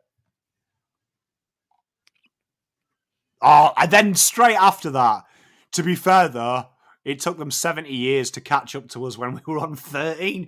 Fuck me, what is wrong? What is with Australian culture and looking behind? I wish I could explain it. I truly do. I truly do. I just... Like, any Australian who has ever taken the piss out of the England football team saying they say it's coming home and it hasn't since 1966 and mock the English, take a good hard look at yourselves. Do you know what I mean? Like, your history is underlined, it's done, but it has no reflection of what happens tomorrow. This person, honestly, fuck them. It took them of a decade of tanking and wooden spoons and getting the top talent in the league to even compete for a flag. What we did is always going to be more impressive. We managed to build a premiership core with limited first-round picks amid a salary crisis and arguably the worst period of our history, and filled the other half of the team with rejects from other teams until it turned into a lethal unit. You literally have Nick Dacos and Darcy Moore as father-son. What are you talking? Anyway, if Carlton didn't win a premiership now or in the next couple of years, it will be a colossal failure. So let's hope Sydney can topple them this year so it can happen. From a Swans fan, I hear you loud and clear. I support you wholeheartedly, and I promise you, you are not alone. They make me physically sick to my stomach. I've already told everyone I know that if I have to watch my team lose to them in a grand final this year, I'm quitting footy for good. I'll never watch another game until I take my last breath. Oh, fucking hell! Like, what am I reading here? And some Carlton fan has replied to it saying, "Hey, from a Carlton fan, I'll be back in October to ask what your new hobby is." This Oh, can't be. This can't be real. Like, this is genuinely terrifying. Because, you know, in UK, like, the only people in the UK that think like this are, like, over 60, or they have, like, 4, like the posh, they're upper class people, like, complete fucking morons. Do you know what I mean? Working class people just live day by day. Like, what is going on here? Like, some of these people here, like, what is going on? I wouldn't sweat it too much. Sydney already have this year's flag lined up, but it would be so sweet to see Cripper and Vossi hoist the cup. I think, like, you've won the flag. Be happy. Like Collingwood fans, I don't know if you need to hear this. You're still in this. You're still in this. Like, put your energies into getting behind your team. Like, if Cowan wins the flag, that's fantastic. I can't wait, but Jesus, like 16, 17, 18 flags, no one gives a shit. It's a year-by-year thing. It's like, totally bizarre, man. Like there was nothing more pathetic when I heard Essendon fans or Carlton fans mention they had more flags than pies. I used to find it cringe. Do you know what I mean? Because I have a rule. If your last success is legally old enough to have sex, don't mention it. Like, that's a POM rule. But POM, Carlton have no list depth. If you take one of those forwards out, then they're losing nearly every game. Collingwood might not have the same quality of KPF, but we're 4th with both of our starting key position forwards out injured. Carlton would be 15th in this case. We're 4 points behind him with half a squad out. It's us or Swans for the flag. Half a squad out? Fuck me. Jesus Christ. Half of 44 is 20. Well, he's 22. Did they have 22 people out? Like Jesus H. Jesus. Bugsbell, I agree. There's nothing wrong with remembering, but when it becomes your personality, it's honestly, it's incredibly. There is nothing, like, it's a psychological fact that what prohibits development is resting on your laurels. And the definition from a fan base of saying in 1990 we were relevant, that's scary. Like, I'm telling you now, no one should care about the 95 flag. No one's mentioned it because right now you are experiencing success. So that's all you focus on. Like, I can't believe these Pie fans, like, honestly, they've just won it. They've just won it. Bit bizarre to read some of that. They're the reigning premiers talking like that. That is bizarre. No, but they've just won it. Like, where's your fighting spirit? Yeah. They've basically mentally conceded. Well, I mean, they've already put their white flag up, so right. I'm a little bit stunned by that. Because I thought we had a bit of that fear factor on our side when we played Collingwood. And now after reading that's, you know what? Maybe sometimes we've just got to get out of our own heads and realize we are feared. Once the collective Carlton fan realizes we are feared, lights out, mate. Lights out. Live in the now. Live in the now. Do you know what I mean? Like, Jesus, that's actually spurred me on, because I can hand on heart say I was not envious of them winning a flag last year. No. Do you know what I mean? It didn't hurt me. It motivated me to, I can't wait till we're there. Correct. But fuck me, like, that is the who's who of bad energy, that. Yep. Thoughts Search on their ones Carlton? about Charlie Curran. Oh, Sydney, you've got one. Go on. Look at the state of these fucking wet wipes. So, is anyone else as worried about Carlton as me? If all teams in the comp were on, the only side I actually think are better than us is them. They match up so well. It's hard to find an area where we have a clear upper hand, without maybe the exception of the ruck. This was 13 days ago. You know what, though? First few comments, our best is better. It's what I would expect, but let's see if we can find anything fucking funny. Like, oh, you see, that does made in. Maybe it's 2016 PTSD, but the team I'm really worried about is the Dogs. If they tend to bring insane pressure and disrupt us, it's where teams fade. He's mentioned the Dogs. Yeah. 13 days ago, you were by a mile the best team in the league, and you mentioned the Dogs. Bro, right, that needs to be banned. PTSD needs to be banned. All you've got to do is sit at home, biscuit-arsed, having a cuppa, watching the football. I couldn't think of anything easier in my life. Like, that should have no bearing on your future ability to continue anything. Like, fuck me, what is going on? As a neutral supporter, I'd say you're well above them. They don't have mental strength. They never put sides away. He wrote that. Hey, Hurricane Keith! Well done, mate. Mate, I'm telling you, I make it look easy analysing football. Trust me, it fucking ain't. And you've just proved it.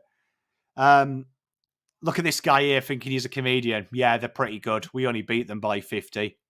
And we're only 3 games ahead of them. Yeah, good one, Toby, mate. Leave the humour to me. You're very good, here mate. we are. Their midfield is one-dimensional. Just have to watch last time. We run rings around them. I'm more worried about Collingwood. Good one, moments of discomfort, mate. See how comfortable you are when my boys run 40 over you fucking wet wipes.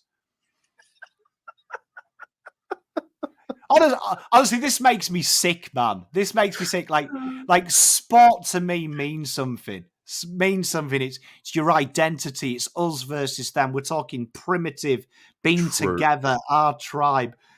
And if you're waving the white flag and stuff, it makes me sick, man. Like, have a bit of arrogance about you, Sydney. Sydney, if you're watching, you've been the best side this year. Well done. Absolutely phenomenal. Yeah. But fucking this talk is wet wipery. If we were in the position Sydney were in, what would we be like? Well, you see it, don't you? You still people. You still see people having a little bit of a cry. Oh, Dustin Martin, he's playing for a contract. He'll beat us. Like, you see, Marcus. There's a difference between arrogance and confidence. Arrogance is false bravado, right? That you're just trying to big note yourself. We are actually a good fucking side. Like, don't know how many stats or how many vision you want to see. We're actually a good side. So why can't we be proud of something? We should be proud of what we are experiencing now and embrace every moment of it. Because you know what? Everyone who pisses and mentions 95, I bet was like this.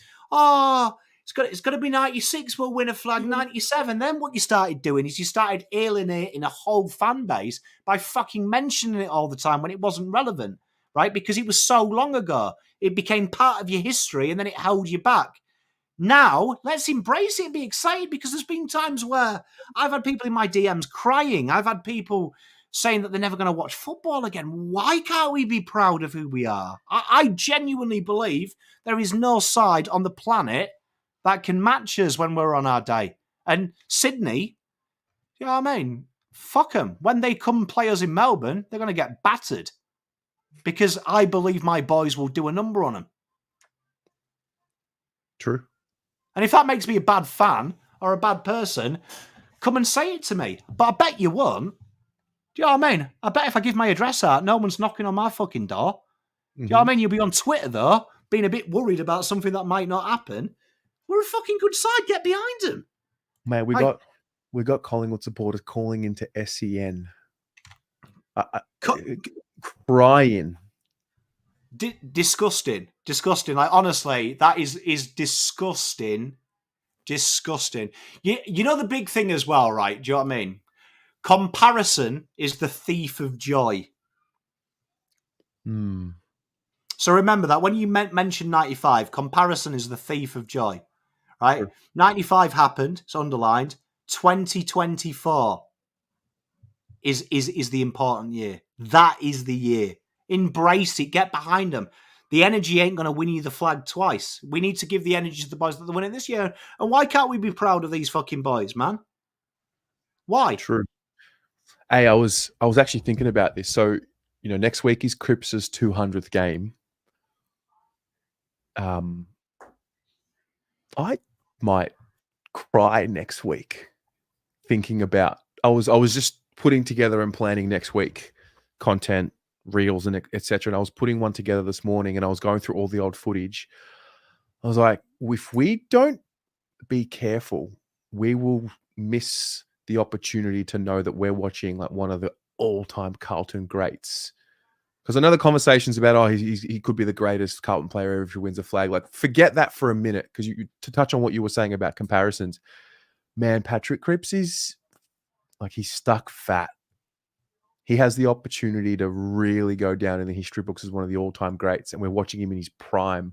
And I got emotional watching all these old highlights of him, and especially when he was sad and in the change rooms after bad losses. Mate, what a guy. What a player.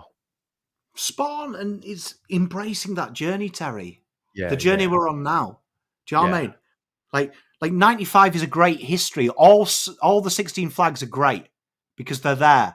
It's a sign of what is achievable. It's a sign of what this club can do when they're flying. But it's going to hold you back. Have you noticed the club don't bring it up anymore? The club don't bring the old legends back. Because what Terry's saying is spot on. This is Cripps' time in the sunshine. This is Kerno's time in the sunshine. And when these boys do it, they're going to do something the long, hard way. This is the first flag they've ever won, right? In the new modern day draft system. The first flag they've ever won in modern day football. This is something that's uncomparable to anything else. And you know what? I always remember when my Man United won the treble. And I look back at it now, we're shit. And I miss them days because I didn't enjoy it as much as I did. Because I thought arrogantly we'll win it the next year. With United? Yeah. I thought it was going to be forever, Terry. So, okay, great. Perfect comparison. Take me through prime United years. Take me through the rise to becoming, when Fergie took over, like the rise, and they became the great United side. Like, take me through the lessons. It felt like it was a conveyor belt, Terry. It felt like whenever players left, better players came in. It felt like whichever week we named whatever 11, it felt great. Like you felt like you had 30 players that could win it. And the big thing was as well is you loved it when you were hearing Chelsea were coming, Man City were coming, Liverpool were coming because you knew you were better. There was a belief that you didn't look at the results on a weekend and looked at what Liverpool did or any other side did. You just knew that if we did what we did, we were untouchable. And I remember winning that in Moscow. I remember winning the Champions League and thinking, this is it, man. We are another level. And some people in chat are getting upset about saying hate 95. Listen to my words. I'm not using complicated language. My children would understand it. It's about constantly bringing it back to 95 and constantly saying, it's okay, we're shit now, but we won in 95. Like, this isn't a competition. Please listen to my words. I put a lot of time and effort into this. So I demand respect for my words from the effort I put in. What I am saying is you can't live then. This is now. So the worst thing I see from my Man United fans is they mention 99, 2008, 2009, and keep comparing the players, saying, and I've seen this from Carlton fans all the time, we don't have a Cooter, we don't have a Kernahan. I hear that from United fans, we don't have a Scholes. At that time, no one cared about George Best. He was an icon, right? But this was about the new George Best. This was about the CR7s. This was about the David Beckhams, the Roy Keanes. We were witnessing history now. And now I am shit at Man United. I can't stand hearing about 2009 because it was a togetherness that we had. The arrogance was the belief this would never end because we were Man United and fuck the rest. And somehow we were going to win. We were going to win and we were going to win. But it's important that you separate that to get back there because whenever we did, right, whatever we did then, we didn't think about the past. We thought about the now. And that's where United are now. They're stuck in a rut of, we used to win trebles. We used to win titles. This used to happen. And the only way to get to the next level is honour the past. You remember that's possible, and then you take the lessons from the past. But I find them nothing more cringe when Liverpool beat us 7-0, and United fans were posting, I haven't won the treble, though, have you? And I'm like, who gives a fuck? They've just beaten us 7-0. Have a bit of respect. Because when you were good, that was because you were good. Now you're not. Humble yourself. What we are about to do, inshallah, hopefully, is it's going to be one of the most, if not the most special rises. This is the greatest drought in the club's history. We're living in it now. Right now, in this moment, this is the greatest and longest drought in the club's history. I'm pretty sure John Nichols captained us when we broke the last longest premiership drought. Like, that's the type of history we're dealing with. Like, the gravity of the situation, not sure if it's fully sunk in yet. We win it this year, we are a completely united generation. There is no more talking about back in my day. It's all about these days, you know? And Faz makes a good point. Like, we might not win the flag this year. I would hate that if we don't win it this year, it becomes like a lashing out affair, you know? If we don't win it this year, we fucking get on the horse again and we go again. We lose to the Giants this week, back on the horse next week against the Dogs. That is where we become powerful, I think. Facts. And like chat, I don't know if you're winding me up because genuinely you're all intelligent people. I'm not saying you can't enjoy 95. Like, I've never said that. Like, you're putting words in my mouth.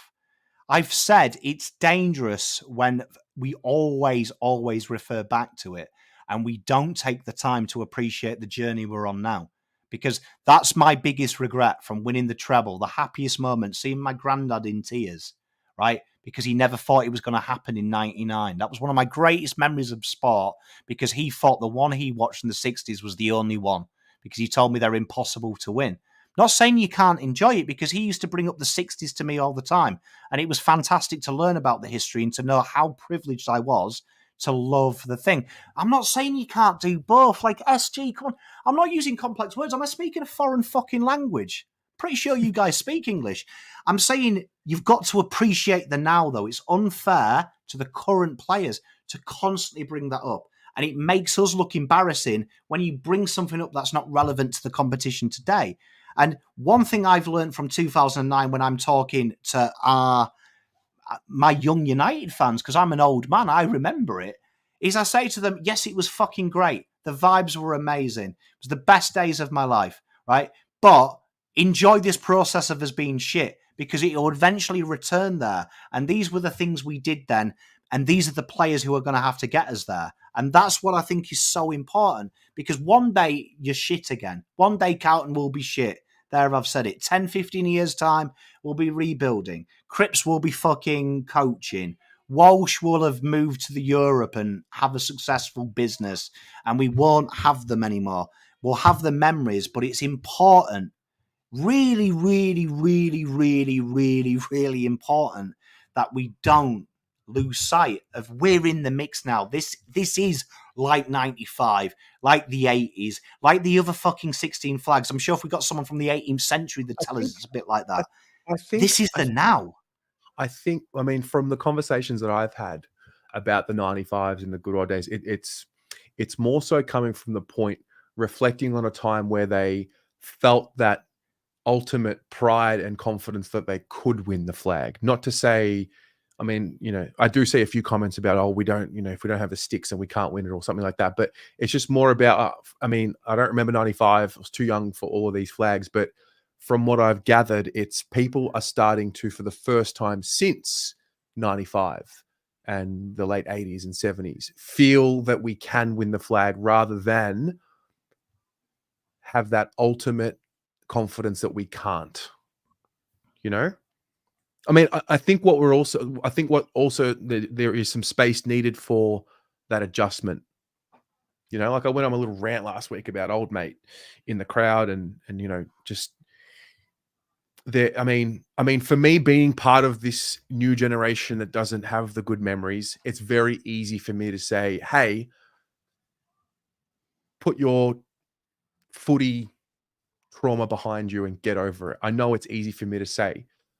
There's a balance between saying that and also understanding that, hey, it's okay. Like, you can trust them again. You can trust the club again.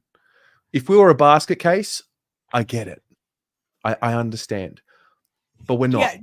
No, I agree. I mean, obviously, I've got it wrong because the chat are having a big suck and they're taking it the wrong way. So, I mean, that's fair enough. Do you know what I mean? But all I'm saying, from my point of view, seeing it with my club in the UK, a club that has given me everything and all my happiest memories, the two big things I saw change from when we were winning to when we were losing was every start of the season, no one gave a shit straight away when we were winning of what you did then. Everyone was like, okay, cool.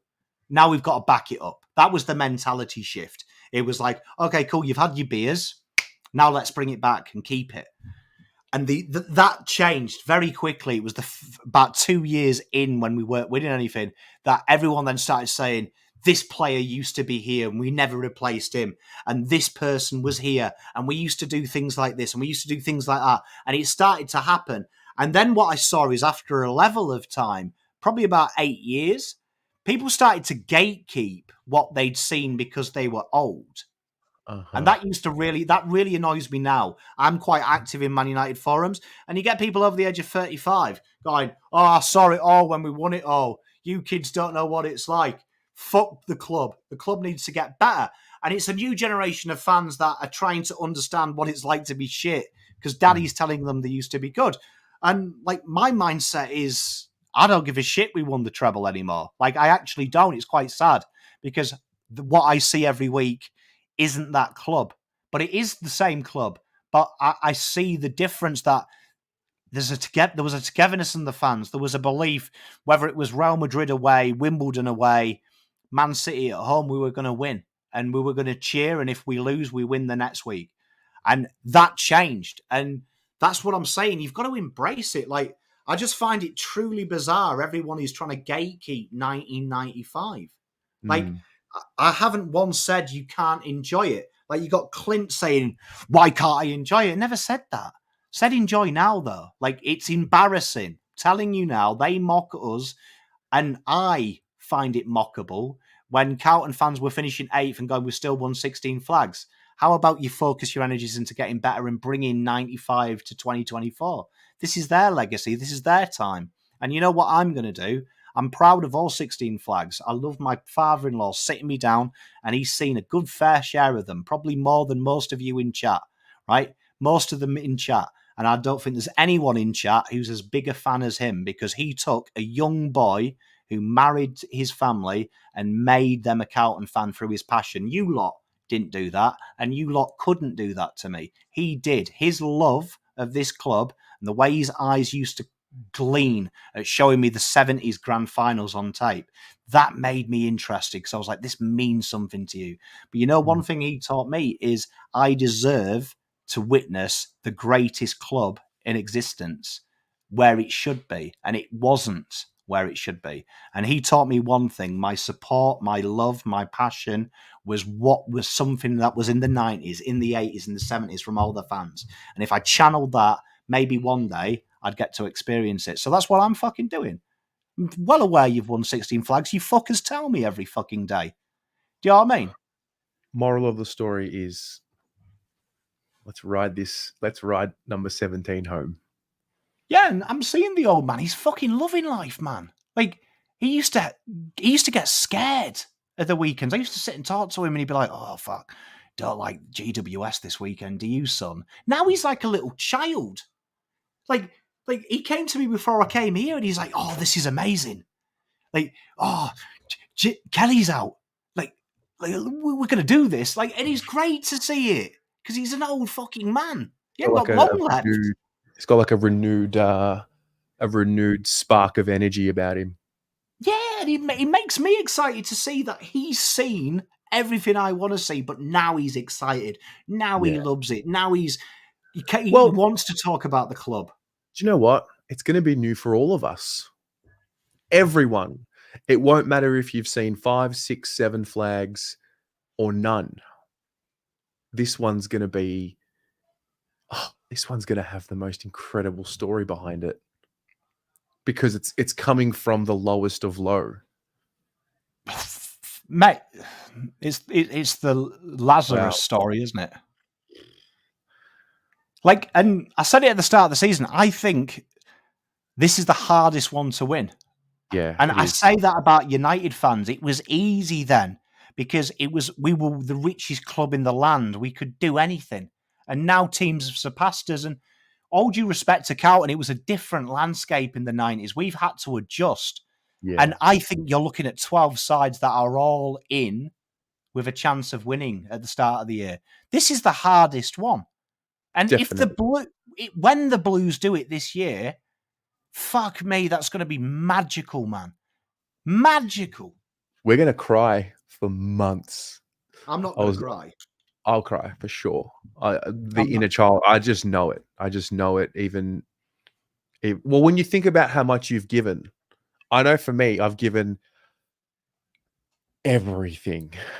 And I mean everything. Probably a little too much, to be fair. But also everything within my being to make sure that the documentation of it is perfect. And so to think about, Gavin, when I watched Caden watching Melbourne win the flag, I teared up watching him watch Melbourne win the flag because I was like, oh my God, what if that's me one day? It's just going to be so special. I understand the emotion. I don't think I'll cry. I think there'll be a release in the terms of just I feel validated.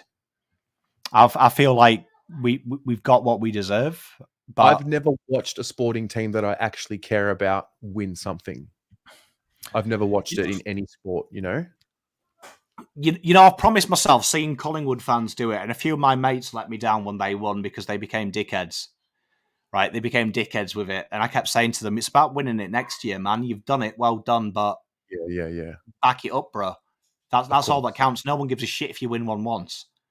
And I want to make sure that I set the example from my morals. I'm not going to be posting Crips holding the urn.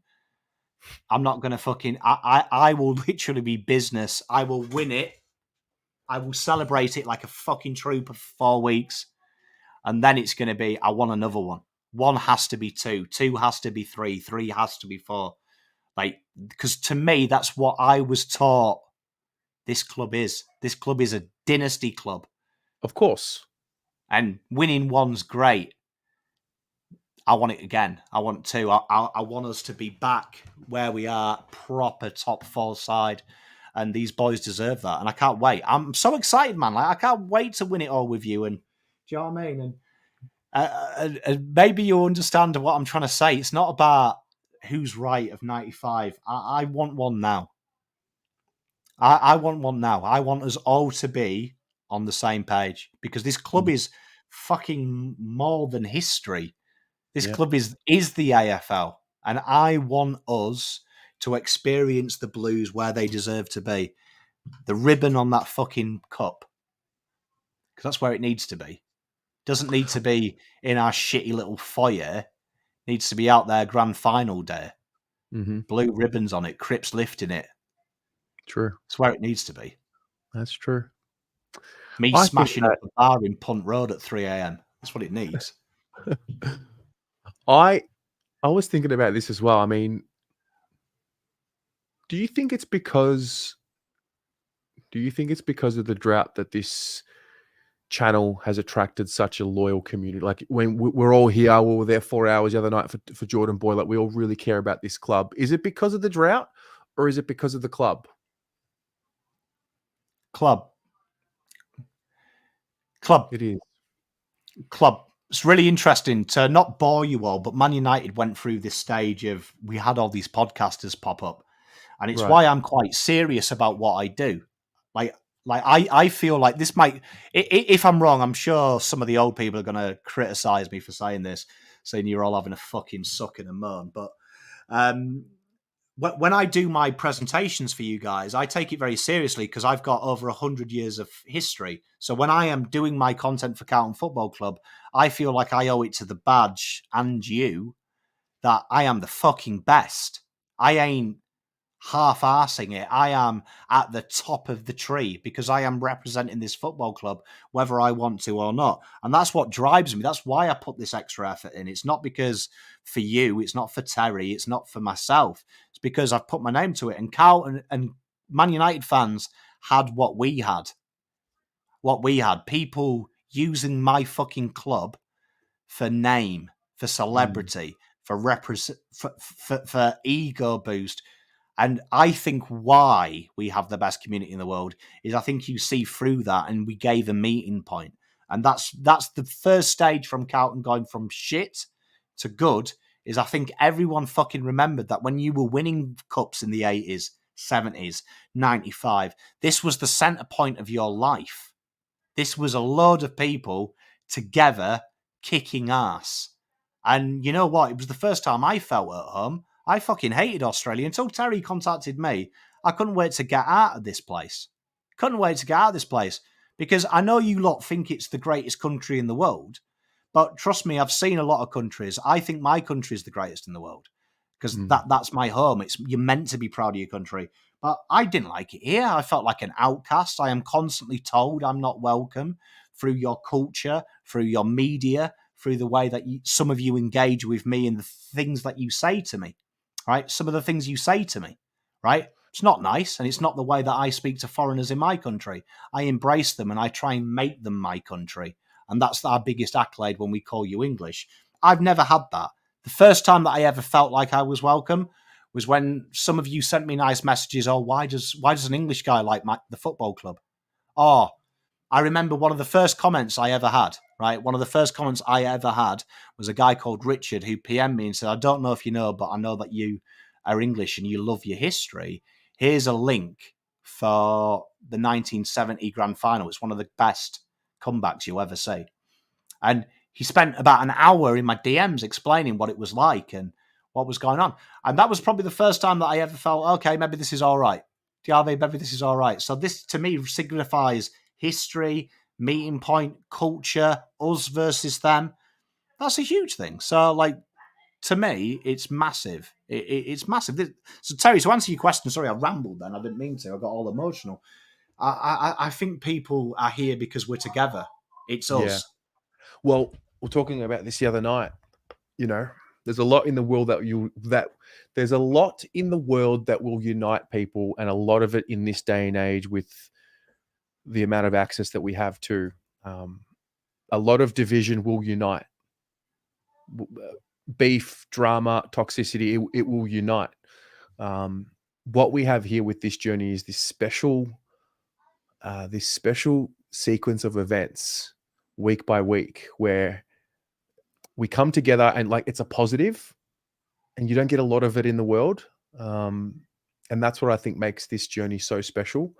I never pictured the community aspect of this channel to be what it is today. To be honest, I reckon you lot know me better than most of the people in my life. you know. And I mean, I pick up on little things in comments from people, how they're feeling week to week. I've started to pick up on those little signals. The intimacy of the experience is quite unlike anything I could have imagined. Even with you, like, there's no way in another reality that we know each other. There's no way. But for whatever reason, my first reaction to you was never about you're upon what the fuck would you know. It was, mate, this is Carlton. Join in, get amongst it. You had this willingness and this curiosity that I think linked us up, because I'm a very curious person myself. Very open, can speak to pretty much any human being in the world and listen to them. And you just had this appetite to learn and this hunger to learn. And then I quickly realized, oh my God, you actually know more than me. So, I mean, I understand early days, you know, who the fuck is his Pom? What would he know about the club? But that's part of the story. I hope you don't feel like that now. I mean, the evidence now is just overwhelming. I think also Bugs Bell said something interesting. Like, you realize you and everyone in the chat, like, you literally are part of the history of the club. Mate, we're going to be dead. They're going to be watching us when they're revising and writing articles for the fucking Age in 100 years from now. Then we'll get our flowers, mate. 100%. When I'm here, I do. I do feel part of something. I do.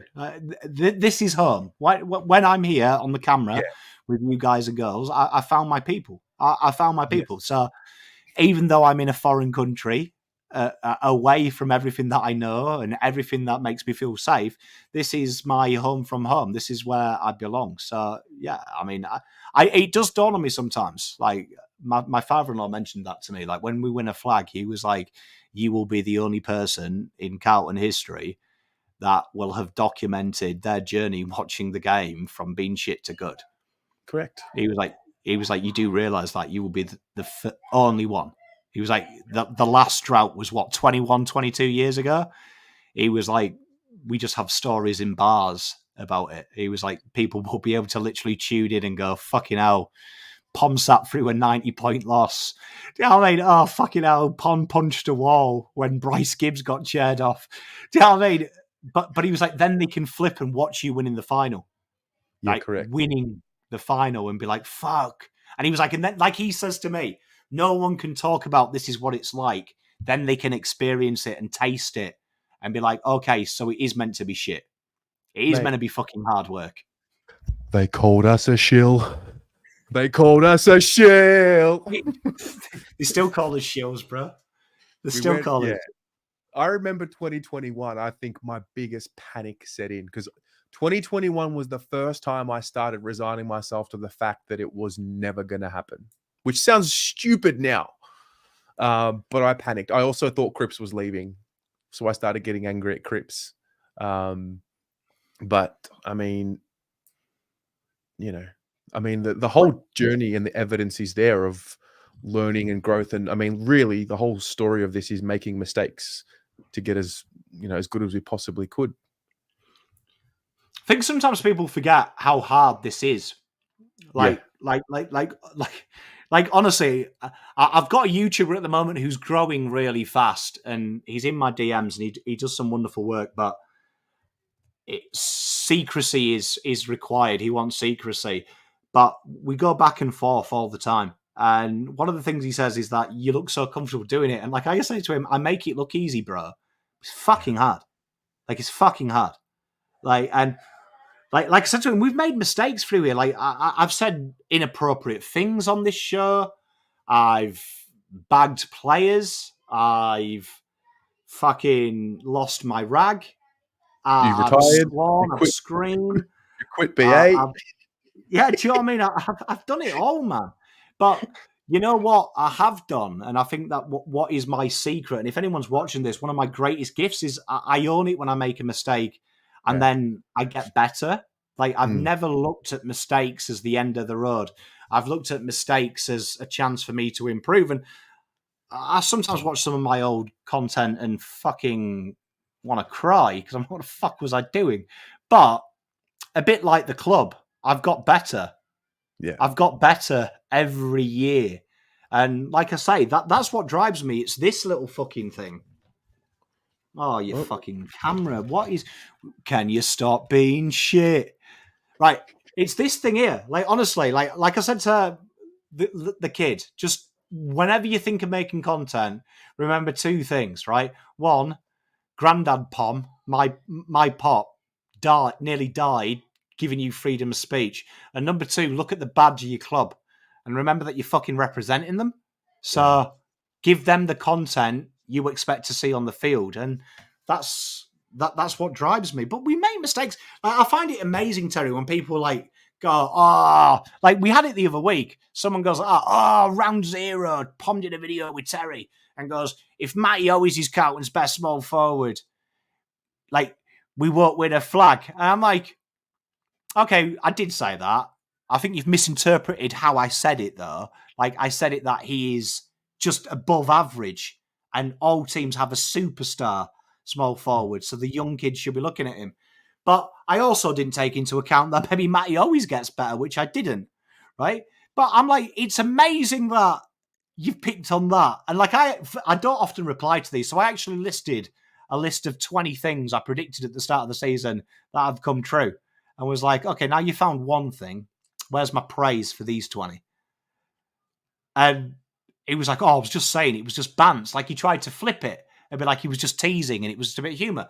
But we're going to make mistakes along the way. Like, I don't think I've ever done a show. My first show, I didn't come in and go, hi, I'm Pom. I am perfect. I don't remember saying that. No. So, no, that's easy that's to fine. pick what we don't do. Maybe That's pick on what we do.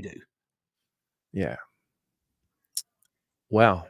Teams just went somewhere else. Oh. Yeah. But no cunt does it. I'm being serious. No cunt ever picks. I don't see anyone clip you and me and go, oh, fucking hell. They were really hot. There was that sound clip of Pom saying TDK's owning Pitter now. Oh, yeah. You'll never get someone clip us saying, oh, wow, this was bang on. Actually, someone messaged me earlier saying, I remember you said that Cripps could win the Brownlow when your season preview, like whatever. I'm like, oh, yeah, I remember that. Someone last week edited a video of me asking for Cripps to give better effort around stoppages and stop giving up on contests. And it was like this edited clip from 2021. I think we had lost to maybe the Giants or the Swans, whatever it was. I can't remember. And I was just like, man, what? You just got to laugh through it. It doesn't matter. And honestly, it doesn't matter. We're beyond that now. I mean, there's levels.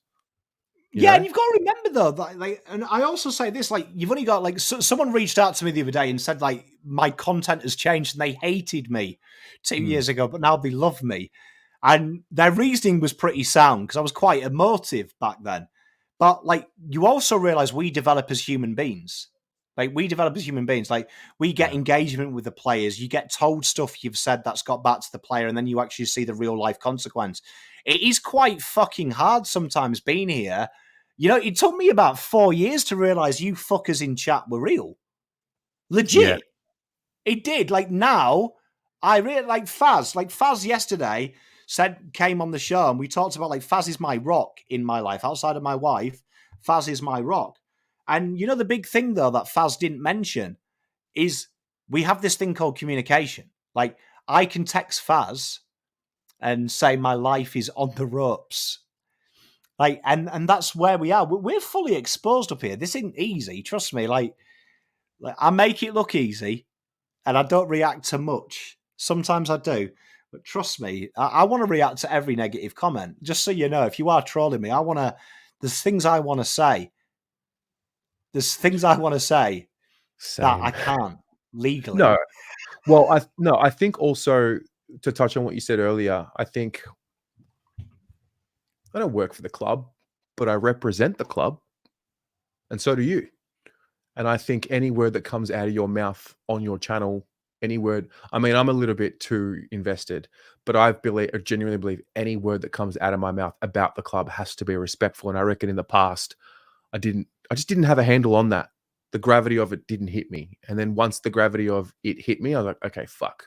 The club's greater than any individual. And it's really important whenever you're making content about the club, to be honest with what you're thinking, but also have a level of respect. I think that was a really important thing, and that is an important thing moving forward. Because one thing I learned about last year when I, spoke to various people within the club was just how hard it is to get focused when you've got so much noise. Like, to get fully focused, you need to be in a flow state, in a state of peace and calm. And it wasn't until they were able to figure out how to do that and block out the noise that they started focusing and getting better. And we're in a really privileged position now, and we have a lot of power, and that's the truth. And so that you have a responsibility with that. I don't take it lightly at all. Like, this could be one of the most rogue, toxic places that you'll see. But it's important. It's important for it not to get there, because I just think the club would go backwards if our biggest fan channel was just a completely unregulated, not regulated. We're not regulated, but I definitely have a sense of, a little touch of professionalism with a little bit of reality, and it's always the right balance, Sometimes it's, negativity is somewhere you can just get carried away, and it's good content, man. It's good content. Like, if you ever want to test someone's morals, give them a voice. Do you know what I mean? My pop used to say, right, there's that saying, like, you want to see the character of a man, take everything away from him. My pop used to say that's bollocks. He was like, you want to see a real human being, right? Give them everything. It's like, give them everything they've ever wanted, and then you'll see who they really are at their core. Because he was like, it's easy to be humble when you've got fuck all. It's hard to stick by your morals when you have everything. And I've had everything 2 times in my life. I'm coming up to that moment now again. First time, completely ballsed it up there. Like, couldn't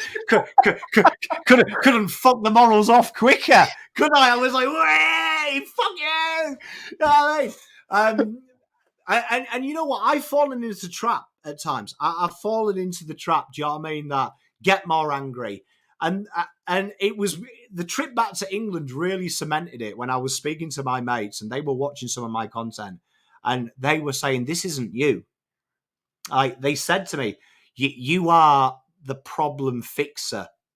Like, whenever we've had problems, you get angry, but then you start breaking it down of how we fix it, and whether that was sport, life, professionalism. And that's something that I've tried to focus on in the last 12 months. And Terry's right. Doing this job, you meet players, you meet people behind the closed doors. And you know what? The biggest thing that a player ever told me was when they said to me, "Do you not know I'm shit? Do you not?" I remember them saying it to me. "Do you not know that I know that I was shit?" And that hit me quite hard because my intention on that video wasn't to bag him and wasn't to be mean to him. It was me expressing my emotions. But when you realize you've expressed your emotions and damaged someone else who you're then going to analyze the next week, kind of hits home to you. Kind of hits home because that was never my intention. My intention was meant to be support this club and make the club better and be the respect, but also be the benchmark of success. And like Bugs Bell said, it's about respecting the jersey. Sometimes me and Terry had a long conversation last year when we changed the rating show. I came kicking and screaming, but the reason we did that is because we want Carlton to be the best on field. We need Carlton to be the best on field for that to happen. Yes. So even though I maybe didn't fully agree with it, and I'll be honest, I didn't fully agree with it, right? My original thoughts were, why the fuck are we protecting 6-figure footballers from me giving them a 1 out of 10? But then when I went away and thought about it and I saw your feedback from the first show, I realized suddenly the data was telling us we weren't far off. And maybe my anger wasn't allowing me to read properly. I was wanting to get angry because I was unhappy we'd lost, and I was ignoring the data. I was ignoring my true calling in life. And so I thank Terry for that, because you know what? I handle losses now because I read. I go back to what I know. What do I actually know? And it's not as fucking bad as I thought it was. So why the fuck are you getting angry, you miserable pommy cunt? Like, that's how Yeah, my I mean, brain works now. I'm like, it's all right, Pom. Calm we down, win. mate. We lost. We win, we enjoy, we lose, we find a solution. That's kind of the ethos. So that was a good call by you, Terry. Yeah. I have a couple of times in my life done things where no one in the world around me believes in what I'm doing, but I know it was the right thing to do. Because we were just throwing out zeros. Like, for what? For bants. So what? We can get a little kick out of making fun of players that didn't play well. It's like, okay, cool. I was 17-30 against. I remember I got messages being like, I can't believe you've taken out the emotion. This club was built on passion. And I was like, okay, I'll just cop that one. But I know you'll be apologizing soon because you're going to love the way we change it. Hey, Stephen Woods. Stephen Woods. Stephen Woods. No. Yeah, that's one of my favorite shows, man. Well, that's why. Yeah, I just think it's a constant. I mean, look, the club can only fix what's going on the field. I think someone or a group of us, I mean, the fans of a club are completely, we could technically do, say, act however we want. There's no rules. We don't work for anyone. And so within that, you've got to build some sort of unspoken example of how we can not get in the way of the club and actually enhance it. And I think we're on the way, chipping away to doing that, you know? Yeah, answer Ian. Like, Ian, mate, this is spot on, right? Now, I'm genuinely a positive person. Like, my Mrs. Pom, always says that there's a demon inside me, and it's the sport demon. It's probably where the rawest Pom comes out. The rawest Pom. It's not really me. It's me unhinged, me emotionally unhinged. But I found it was coming into my life. Like, honestly, it was starting to come into my life, like the negative thinking. And that's why I've put loads of weight on. Go and look back 2 years ago. I was stick thin. Now I'm a fat mess. Like, it was literally affecting every part of my life. Right? Affecting every part of my life. It started to get control of everything. Like, everything was negative. My marriage is shit. Kids are shit. Father-in-law shit. The dog shit. Cat shit. Like it really started to affect my life. Like, so affect my life that I wanted it so bad that my brain couldn't quite separate football from reality in my life. And started just, I remember being at work and people would know if Carlton had won because of how I'd engage with them, how I'd rate their performance. It actually started to do ratings at work. I would deliberately mark you for bad things when we lost, as opposed to when we won. When we won, you all passed. When we lost, I was looking for a reason to have you retrained or go into training. So that was a good thing that Terry did. It like literally allowed me to live my life in sport the way I always do. And that is reading and trying to analyze it. The other thing as well, we live in a time that's unprecedented for players. They've never been more accessible. And I know that for us, Carlton's everything and Australia is everything, but there is a big bad world out there, and most people in the world don't know that this sport even exists. So it's really rare to have a professional sport, a national sport, where you are so close to the players, both in real life. You can just go to the Carlton Football Club at about 11 a.m., 12 p.m. Once they're finished training, you just bump into them. And also online, you can access them so much. Like, players back in the day had that ability to go home from training or from a game and no one knew where they were. A lot of people didn't, whereas now it's not like that anymore. They can't go out into a club without having to look over the shoulder in case someone's got their phone out. It's a really different world. And I am aware of that. I was aware of that, and we have to be aware of that. Their families will read this and watch this. I've spoken to a player's family member before who said he just couldn't handle what he was seeing online, and it just got too much for him. And I felt personally responsible because I know I had been a part of that with a different player. But I think that was a big turning point for me. I'll never reveal that conversation as to who it was, but that was just more of a lesson. Like, oh shit, like they see it, all of it. Hey, we're a tiny little sport, a tiny little country. Like, we're tiny. It's a tiny little, it's a tiny little magnified part of the world that we live in. Mate, and you'll be shocked as well. The amount of players, families who watch this shit. Like, I've got similar stories to Terry. I can remember a player signing and his brother was so excited, wanted to know the podcasts, the YouTubes and stuff like that, who's good. And I actually sent him to one, and literally that show, they literally bagged him. They bagged this player saying, why did we get this piece of shit? He's fucking useless. This other player's better. Oh, we're going to regret that. He won't be here. And I felt bad because I just recommended this guy to click the screen. Like, as if like I fucking knew, like set him up. And it's amazing when you talk to the players as well. The biggest one is they watch shit like this and then, like stupid mates, text them and go, oh, this chubby pommy cunt's just called you a wanker. So then they go and watch it because they don't know. It's one of them weird things. So, I mean, it's like Explicit Empress said, you've got to sometimes evolve your soul. And it's really easy to be the positive pommy, the guy that motivates everyone, and then put a camera in front of my face. And sometimes you lose yourself. Sometimes you've got to lose yourself to find yourself. Got to get lost to find yourself, mate. Amen. Anyway, on that note, my Carlton People episode with Explicit Empress goes up at 9 p.m. tonight, if you just can't get enough. One of the most gorgeous humans in the world is that young lady.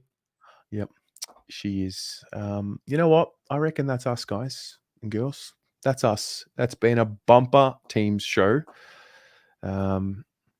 Big weekend coming up. Thanks for tuning in. Thanks to everyone who, first of all, gifted memberships, bought memberships, purchased something from the BA shop. Thank you very much. And even just tuned in. Pommy, thanks for joining me. Otherwise, we would have been off stream a long time ago. Sorry. Oh, I said thank you. As in, like, it was great. When you said otherwise would have been off stream, I thought that was like a backhanded pod shot. No, as in, like, if you hadn't have come and been here, we wouldn't have had this beautiful experience, So, yeah, we will see you for the watch along on Saturday night. Man, let's beat these fucking Giants twice in a year. Come on. They're not even real, these fuckers, anyway. I mean, GWS, bottle jobs, a lot of them. Yeah. We'll smash these fuckers. Yeah. Anyway, bye, guys. Love you all. See you up.